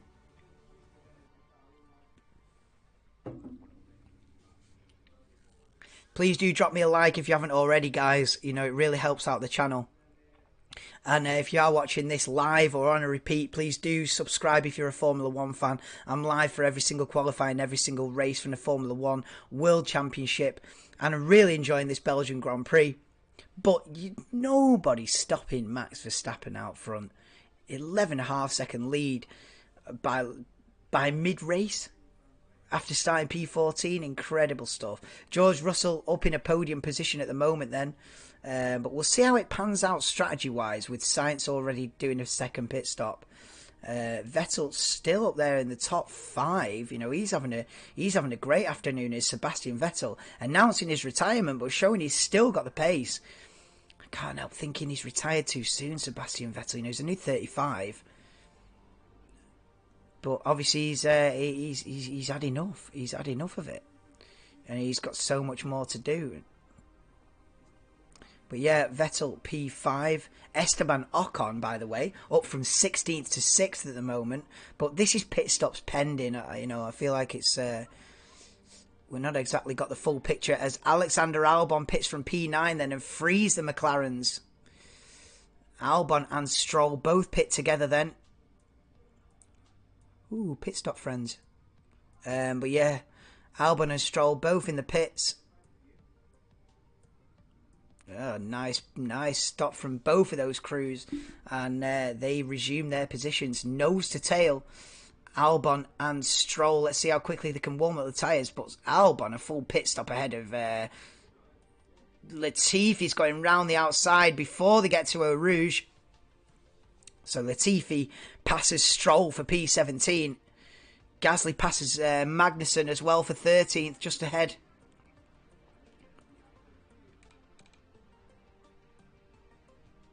Oh yeah, the 2 Canadians. Good shout, Crofty. The 2 Canadians battling for 17th.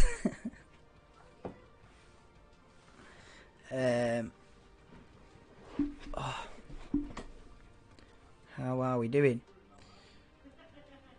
Leclerc has twice as many laps in his tyres as almost everyone else. Yeah, Leclerc on an entirely different strategy. You can see Sergio Perez in the pits from P2. And so that promotes Russell into second at the moment, but obviously he'll probably stop again. But this is crucial against Carlos Sainz. Perez is going to be well ahead of Sainz then. So Perez comes out of the pits in 3rd, Sainz 4th, Vettel 5th. Lee Kime just got your link from Denver, a big F1 fan. Oh yeah, Lee. I've been doing this since the start of the season, but we need to start getting a bit of a following. So welcome in, Lee. Welcome to the channel.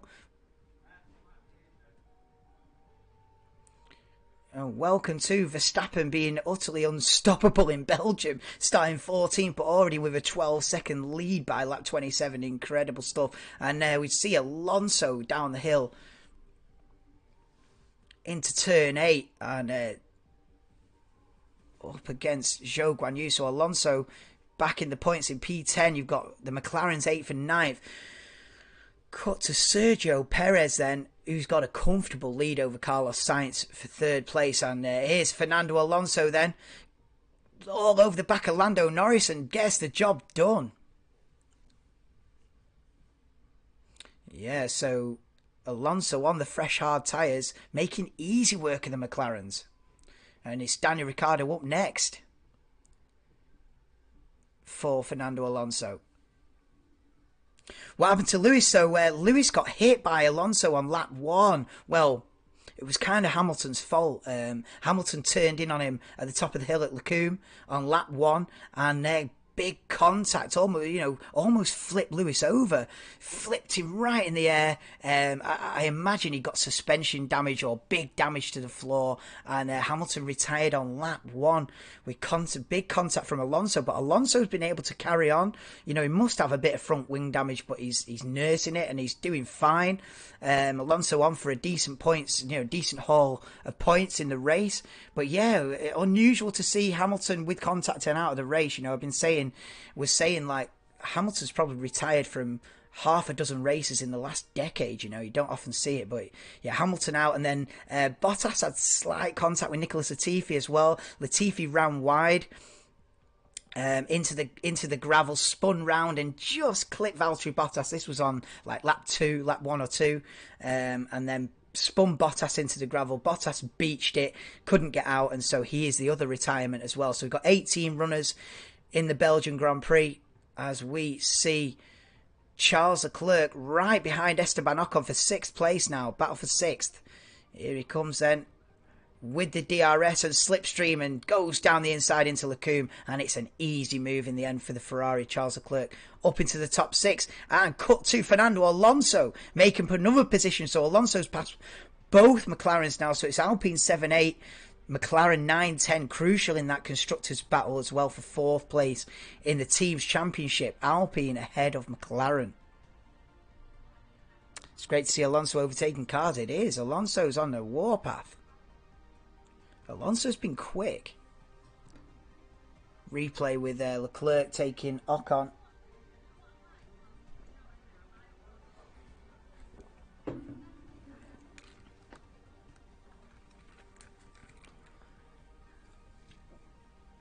Mercedes are looking ready for a pit stop for George Russell. So Russell pits from 2nd in the race at the moment. Let's see where he comes out. So they're going to put a set of hard tyres on it for 14 laps. When you risk has he not got a set of softs to put on that? You're pitting with 14 laps to go. You'd fancy a set of soft tyres to be rapid at the end, but that's not what maybe they've not got a set of soft tyres. So it's hard tyres for George Russell for the last 14 laps of the race, and he comes out at P4 in no man's land. George Russell is making the most out of this, getting the best position he can in every single race, and at the moment that is P4 today in Belgium. He's not got the pace of the top 3, but he's still going to come on with a big haul of points. And with Lewis Hamilton not scoring today as well, it gives Russell a bigger lead over Hamilton.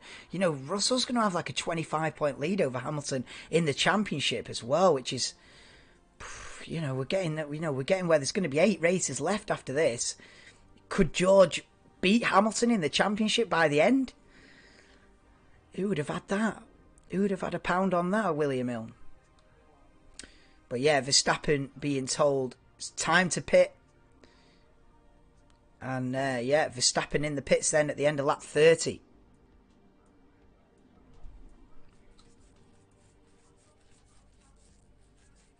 And they're going to put a set of medium tyres onto Max Verstappen for the last 13 laps, and a brand new set of mediums. Oh yeah, brand spanking shiny new set of mediums for Max Verstappen. Yeah, it was a rapid stop that from Red Bull as well. Look at that. He's going to be comfortably ahead of Sergio Perez as well. Max Verstappen has just been in a different league today. I'm not a Verstappen fan by any means. I'm pretty much neutral these days. I'm a bit of a, I admit I'm a bit of a Mick Schumacher fan, but he's down there in 14th. Not a lot to shout about today. But as far as the championship contenders go and the front runners, I'm fully neutral. But Max Verstappen has been unstoppable today. Perez half a dozen seconds behind him in P2. Sainz third at the minute, Russell fourth, but we are now watching Charles Leclerc close up to the back of Sebastian Vettel then for P5 as the Golpo Rouge, and here comes Leclerc then, looking for a 5th place finish in the race today, coming up against Sebastian Vettel in the Aston Martin. He's had a great race, but Leclerc with DRS and slipstream. DRS has been a little bit too powerful here today. I feel like the moves have been pretty easy at the top of the hill into Lecumbe. And it's another easy move for Charles Leclerc then up into P5. So it's Red Bull 1-2, Ferrari 3-5, Mercedes up there in P4. I feel like DRS has been too powerful. In fact, arguably, they don't even need DRS up the Kemmel straight out. You could just do it on slipstream alone. They don't even need... I wonder if there's a case for winding back DRS a bit and trying to phase it out a little bit. Because I don't think it's necessarily needed today, DRS. I wonder, they could look at this and think, we can start phasing it out here. The cars are, can race each other much closer this year with the new regulations. And I don't think, DRS is not needed today.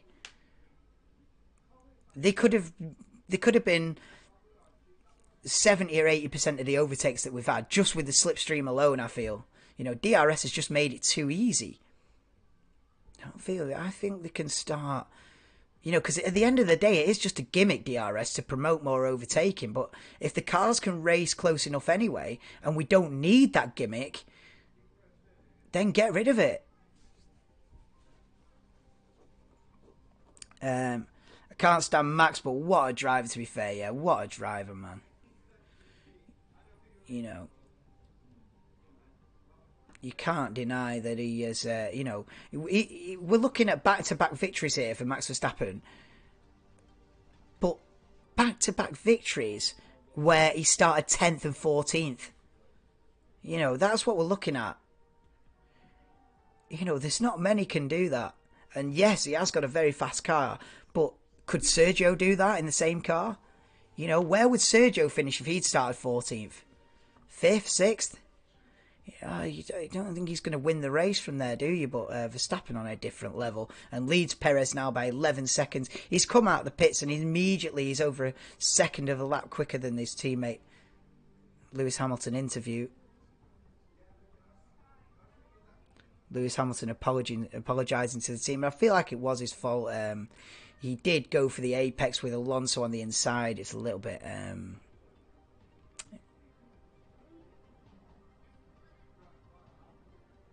Well, at least he's admitting, Lewis Hamilton admitting that it was his fault. He's saying he didn't see Fernando Alonso on the inside. He was in his blind spot. But yeah, he had to give Alonso more space at the apex there.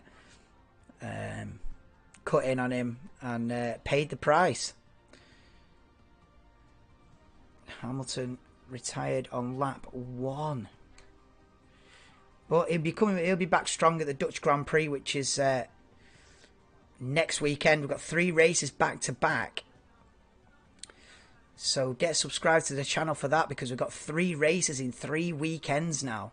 The summer break is over. No more gaming on this channel. We don't have to bridge a big summer break anymore. We can just get on with the real life action. And yeah, we already find ourselves towards the end of the race then. Another 10 laps to go in the Belgian Grand Prix as Ricciardo pits then. Ocon and Ricciardo at the same pit at the same time. And that promotes Albon into P10. I hope Albon gets a point out of this. He deserves it, starting 6th. And Williams deserve it as well. They've had a tough season, but I hope Alex can get a point out of it. Remains to be seen. As Tsunoda passes Ricciardo going up the hill, but Ricciardo's going to have the DRS, and slipstream. And is it going to be another easy move? Tsunoda defending Ricciardo round the outside at the top of the hill, but Tsunoda defends it. One of the few successful defences of position going up the hill today.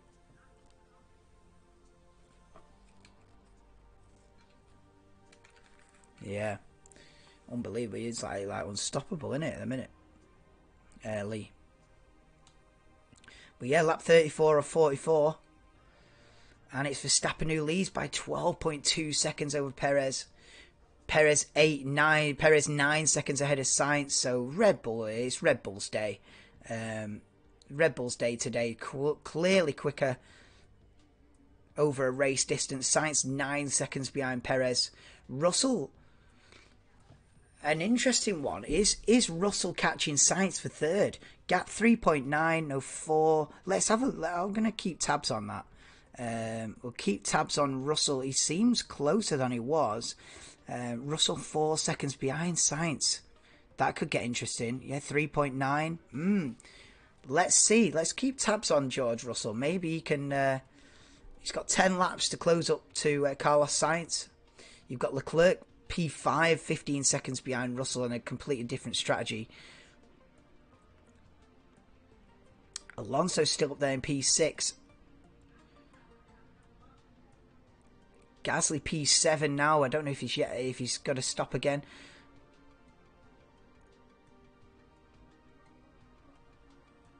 Sainz asking what about a third pit stop. Okay, I tell you what, it's so Sainz is not loving those tyres then. 10 laps to go. Sainz not loving those tyres then. As Russell 3.9 seconds behind. Come on then, George. Let's catch him up. On board with Carlos Sainz then in the bus stop chicane helmet cam. A few drivers with the helmet cam this weekend. We've seen it been tested out by Lando Norris for a few weeks, but now it's become widespread and it's a brilliant angle. Driver's eye view inside the crash helmet of Carlos Sainz. Round the source here, he comes approaching Eau Rouge then. At 185, 192 mile an hour into Eau Rouge. Flat out. And what a place that is to watch Formula 1 from as well. Probably the best place in the world. At the bottom of Eau Rouge there, right next to the barrier. Seen some clips from there this weekend and it looks epic from there. What a place to watch Formula 1. Yeah, Vettel's coming now. Yeah. Vettel 8th, Ocon 9th. But this is the battle for P7. Gasly, Vettel, Ocon. And Gasly, Vettel going side by side into the source. Vettel's got the switchback. Oh.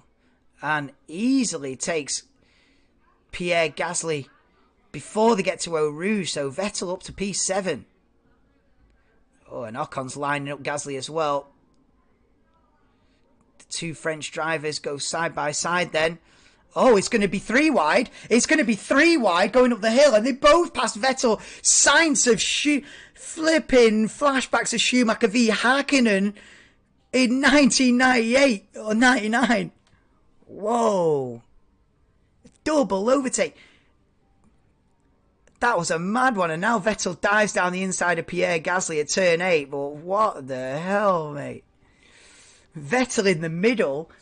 And Ocon and Gasly just go either side. Wow, this is like Hakkinen and Schumacher back in the day, this. One goes to the left, one goes to the right. Wow. Yeah, Ricciardo's onto, yeah. Wow. What a move from Esteban Ocon, making up 2 positions. Up the Kemmel straight and round the outside. Nice racing by all 3 to keep that clean. Wow. And then Vettel, 2 corners later, down into turn 8. Easy to lock a brake there as well. Down the inside, down the hill. But Vettel gets a move done. So it is. Ocon 7th, Vettel 8th, Gasly 9th after that little drama. And Alexander Albon still there in the top 10 with 8 laps to go. Come on, Alex. Get a point. McLaren, absolute stinker. Yeah. Daniel Ricciardo, another stinker. Daniel Ricciardo, another stinker. From P7 on the grid, languishes down in 15th. Will Alpine take that on? The form of Daniel Ricciardo? You know, I just wonder whether Alpine will look at this and think, do we really want to take this on? Daniel Ricciardo is in some hell of a slump, and maybe Alpine can bring him out of it, but maybe they can't, and they've got to weigh that up. They've got to weigh that up and think, do we try, from Alpine's point of view, do they try and buy Pierre Gasly out of his AlphaTauri contract? I think that's got to be plan A. I think if I'm boss of Alpine, I think plan A's got to be, let's get Pierre Gasly out of his AlphaTauri 2023 contract. We'll pay AlphaTauri the money and get Gasly. That's got to be plan A. I mean, Daniel Ricciardo, he's had a stinker. Norris was always on an uphill struggle today, starting down in, 17th, did he start? Yeah, Norris started 17th. So it was always an uphill struggle for Norris to get in the points. He sits 12th for the minute. He could get a point by the end of it. Albon's got a big train behind him for P10. You've got a 5-way battle, 6-way battle for P10 here. So Norris could end up getting a point out of it, but for Ricciardo to be down there in 15th, are Alpine going to want to take that on? I think plan A for Alpine's got to be getting Gasly.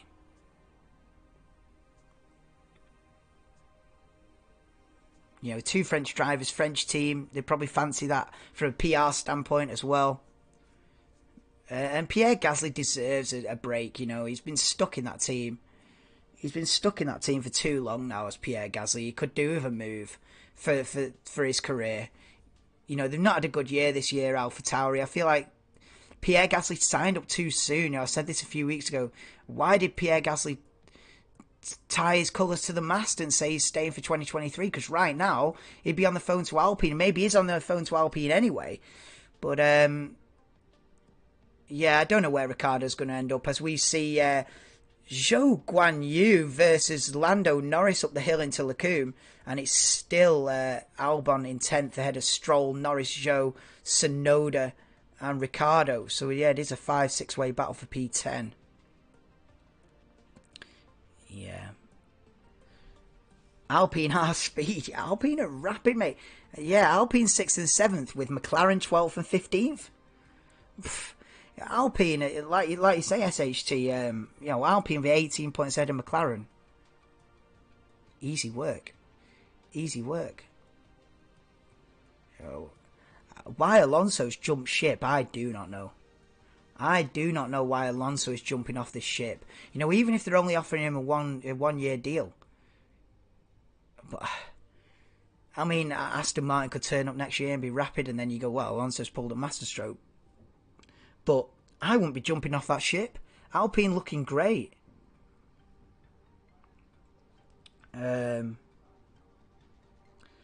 Verstappen's done it again. Oh, he's done it again, bro. 16-second lead Verstappen's got over Perez. He's not only done it, he's absolutely smashed everyone out of the park here today, Max Verstappen.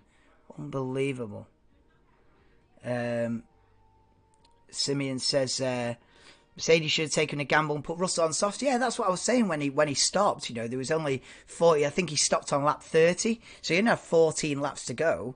I just stuck him on a set of soft tyres and said, give it a good shot.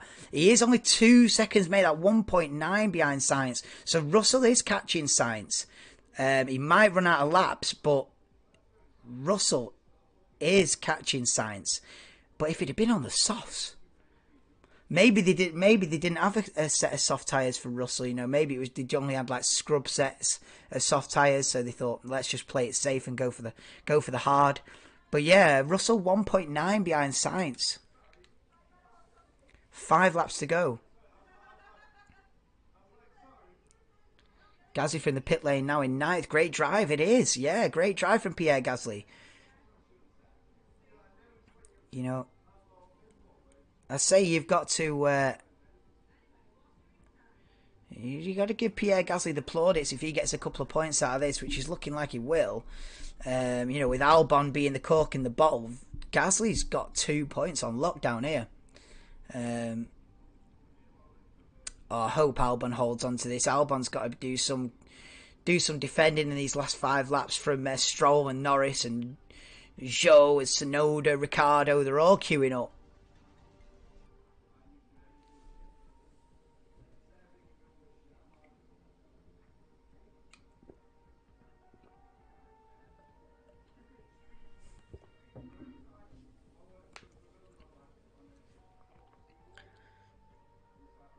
Come on, George. Look at this battle for P10. I tell you what, Norris looking close behind Stroll, but it is a big DRS train. The thing is, with the Williams being rapid down the straight, and then everyone else is in a DRS train, is this like a status quo situation? Is this just... It is what it is. Can anybody overtake anybody in this train? Because they've all got DRS...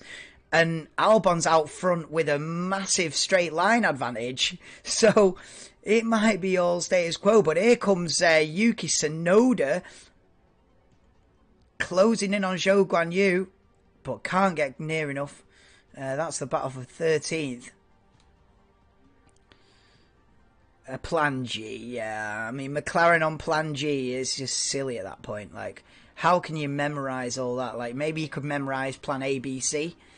Plan A, 1 stop, Plan B, 2 stop, Plan C, like some weird variation of a 2-stop strategy or something. Plan G, mate, you're having a laugh. You ain't going to remember, 6, 7 plans. 6, 7 different strategies, that's mad. At least I wouldn't anyway. But, cut to the battle for P3. Well, is it a battle? It might be. But Russell has just dropped off half a second. The gap was 1.9 between Sainz and Russell. It's now 2.5 seconds.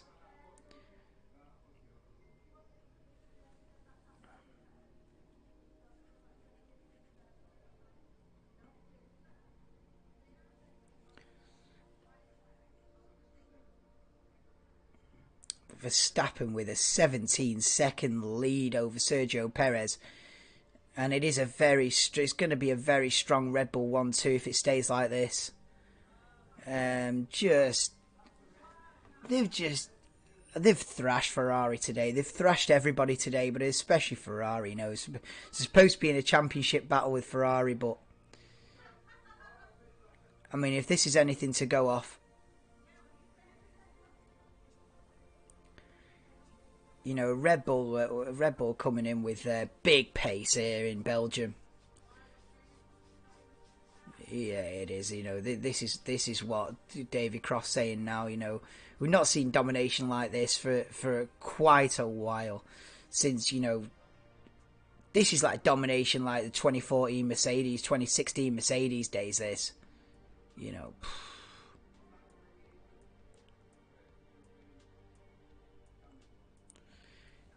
This is what Martin Brundle's saying. Verstappen started 14th, but the win seemed inevitable. How can you stop someone in the championship like that? He's already got an 80-point lead. I mean, we could be in a scenario where Verstappen wins the championship 5 races before the end. He could literally. I mean, how does the calendar go? We could be in a situation where Verstappen wins the championship in Japan or something with like 4, 5 rounds to go. It's just, gone is the battle of 2021. Where Lewis fought him every single inch, and what a championship that was. I wish I was doing at the start of the channel last year with the Hamilton Verstappen championship battle. That was different level. But yeah, we're looking at a scenario here where Verstappen could win this championship and still have 4 or 5 races to go. It's like Michael Schumacher's era, like 2002, where he's winning it with 5 races to go, because he's going to have like a 100-point lead or something. He's already got an 80-point lead. He's looking at a 100-point lead. in the championship with 8 races to go. And it's his home race next. Just to, add another dynamic to it. It's Max Verstappen's home race coming up next as well. Unbelievable. But yeah, we're 3 laps from the finish. And it is Albon v Stroll. Can't see Russell getting top 3. No, I can't now. The gap's 2 seconds. He's going to have a rapid couple of laps, is George Russell, to attack for the podium. Albon v Stroll for P10. Yeah, it is. Hopefully Albon's got that covered. But it Stroll's within DRS range. Aston Martin's quick, man. Yeah, Aston Martin. Could get a double points finish, but Vettel, strong race in P8. Going to pick up a handful of points is Sebastian Vettel today. Russell still 2 seconds behind Carlos Sainz for 3rd. Off to NL.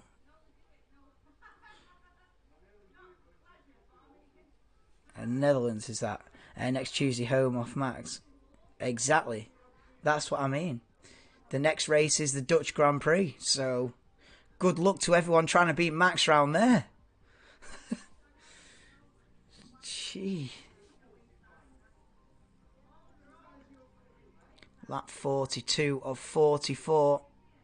Only 2 retirements today. Lewis Hamilton and Valtteri Bottas out in the first couple of laps. Replay on board with Yuki Tsunoda. This is the battle for 13th then. So they come round Blanchimont. This is a replay. And, whoa, that was so close. Yuki Tsunoda dives down the inside of Zhou Guanyu before they get to the bus stop chicane, and a great move for 13th place. That was incredibly close. Come on, George. Put the pressure on. Gap still 2 seconds. He needs to be within a second to call it game on.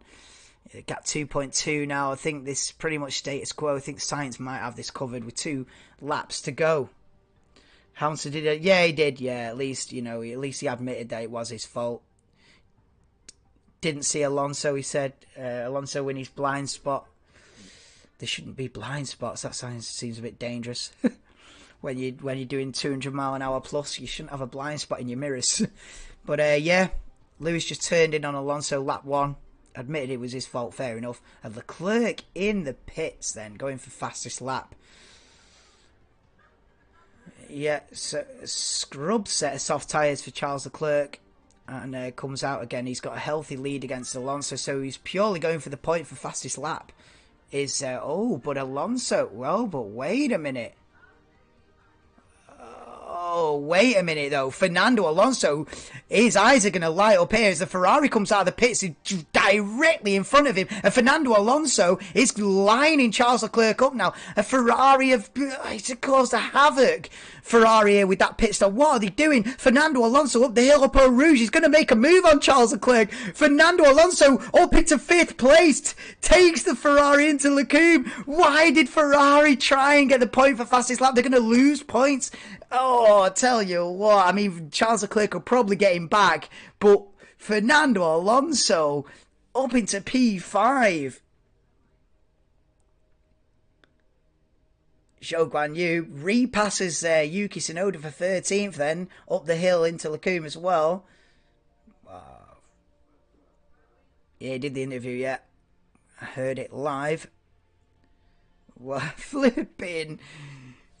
I mean, Leclerc will probably get him back. Like he's on a fairly new set of soft tyres, isn't it, against Alonso on an old set of hards, but still, Fernando has fancied a race today, and he's had a good race. I love that. You see the Ferrari coming out of the pits in front of me. He's gone, I'm having a piece of that. I'm having it. Oh, I'm going full send. Love it. I'd love it if he beat Leclerc as well. I'd love it if he was able to defend against Leclerc and beat him. Leclerc would be fuming. But no, they're coming round Blanchimont into the bus stop chicane of Leclerc and Alonso. I don't know why we're not watching this battle on the full screen. But Verstappen's going to win the race easily then by 18.5 seconds. But the battle rages on between Alonso and Leclerc for P5. Into turn 1 they go. Alonso's wide. Leclerc's going to tee him up now like a peach. They're coming down the hill now down towards Eau Rouge. Alonso v Leclerc for P5. Oh, go on, Alonso, defend it like a boss. He ain't going to be able to defend it. They go up Eau Rouge, right at the top of the hill now. We're watching Max Verstappen because he's about to cross the line for the win. But Charles Leclerc now down the inside of Fernando Alonso for P5. Gets that 5th place into turn 4. But it's Max Verstappen who nearly slides into the barrier. Nearly an embarrassing incident for Max Verstappen there, but drifts out of the final corner and dominates the Belgian Grand Prix, does Max Verstappen, by 17 or 18, an 18-second lead it was by the checkered flag. Unbelievable by Max Verstappen from 14th on the grid to easily win the Belgian Grand Prix. It's a Red Bull 1-2 as Sergio Perez secures the 2nd place. It's going to be Ferrari 3 and 5 as Carlos Sainz crosses the line for a podium in P3, and George Russell finishes 4th. A good strong race from George Russell, not enough just to catch Sainz at the end and pass him, but a dominating performance from Max Verstappen, and quite frankly, give him the championship trophy now. Give him the championship now. He's going to have something like 100-point lead with 8 races to go. Incredible stuff. Max Verstappen is dominating the 2022 World Championship now. Another win. It's 9 out of 14 race wins this season. I think it might even be 10, but I believe it's 9 race wins out of 14. What can you do? What can anybody do against that? Cheers, Lee. Appreciate it, bro. We'll see where we are in 2-3 years. You know, hopefully we have a few people watching. Obviously new on the scene, so not got really many viewers in that, but everyone's going to start from the bottom. So I appreciate you joining, Lee. Hope you enjoyed it. Please do drop me a like if you haven't already. For that, the 2022 Belgian Grand Prix, the summer break is over. We're back racing, and what a performance from Max Verstappen that was. From 14th, it almost looked inevitable they'd win that. I mean, the thing is, you know, you've got his home race coming up next weekend as well. Shout out to Alexander Albon, who does pick up a point for Williams, pick up a penguin. does pick up a point for Williams in P10. So the final running order and the final finishing position was Verstappen, who wins it from 14th. Incredible. It's a Red Bull 1-2 with Perez 2nd. Carlos Sainz finishes 3rd for Ferrari. He'd have been hoping to win this race, but didn't have any answer to Red Bull's pace this afternoon. George Russell with another strong top 5 finish. You know, every time he's finished a race this season, he's been in the top 5. That continues with a P4. Leclerc P5. That was probably the maximum he could get from starting from 15th on the grid and on a completely different strategy. And you know, Ferrari messing about, putting him on the soft tyres at the end and all that. So probably the maximum Leclerc could get was a P5. P6 for Fernando Alonso after starting from 3rd. Not a bad result at all. He'll take a 6th place finish. Ocon from 16th to 6th. Ocon from, where did he start? Ocon started 16th, finished 7th. So a great race from Esteban Ocon. Alpine 6th and 7th. So pulling out a bit of a points gap on McLaren as well. Obviously, Alpine and McLaren in a big fight for P4 in constructors. Alpine taking massive step forward there with the P6, P7 and McLaren getting no points. Vettel finished 8th for Aston Martin. A great race from him. You know, getting what's that, 4 points for Vettel. Should he have retired? You know, should he be retiring? He's still got it. But yeah, Vettel with a strong race at P8. Pierre Gasly with a couple of points for AlphaTauri. And I said at the beginning, you know, AlphaTauri desperate for points and have secured a few there with P9 from Pierre Gasly. A great race from the pit lane to P9 for Pierre Gasly. A great performance. And Alexander Albon big shout out Alexander Albon with the final points paying position in P10. Beats Stroll, beats Norris, beats Tsunoda, beats Zhou Guanyu, beats Ricciardo. Ricciardo faded from P7 on the grid to eventually finish 15th. Ricciardo in a real rut, and I thought he'd be out to prove a point this weekend. You know, I thought Daniel Ricciardo would be absolutely on it. You know, I was thinking in quali, with everyone having grid penalties, I was thinking Ricciardo's going to get a second row start here, and he's going to really be going for it, trying to prove a point, obviously trying to get a seat for next year as well. But fades to 15th again. You know, with Norris 12th as well, McLaren get no points. Also a non-event for Haas as well in 16th and 17th. Haas were barely got any television coverage and really dropped off since getting those strong results in the British Grand Prix and the Austrian Grand Prix. Haas are nowhere in Spa today. 16th and 17th for them. Latifi in 18th, and Bottas and Hamilton did not finish. That's about all, guys. Enjoy the podium celebrations. I'm going off in a couple of minutes. Click time penalty. Oh, really?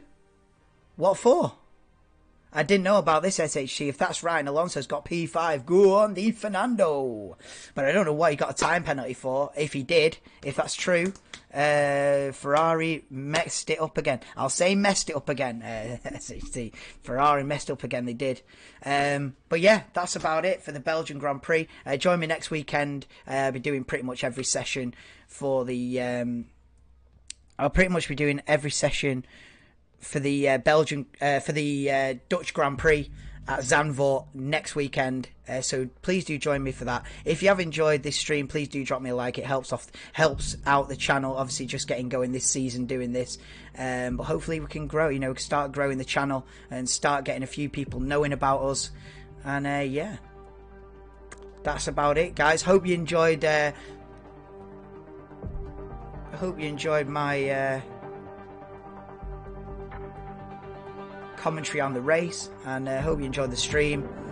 It wasn't the best race in the world, let's be honest. We've seen better Belgian Grand Prix throughout the years, but the racing's back, the Formula One's back, and Verstappen's certainly dominating this championship. We're not getting that close championship battle that we got last year. But anyway, guys, cheers Lee, cheers Chris, cheers everyone, thanks everyone for watching, and I will see you for practice 1 of the Dutch Grand Prix on Friday afternoon. Peace out, guys. See you later. Hope you enjoyed it, and subscribe if you're a Formula 1 fan. See you later. Goodbye.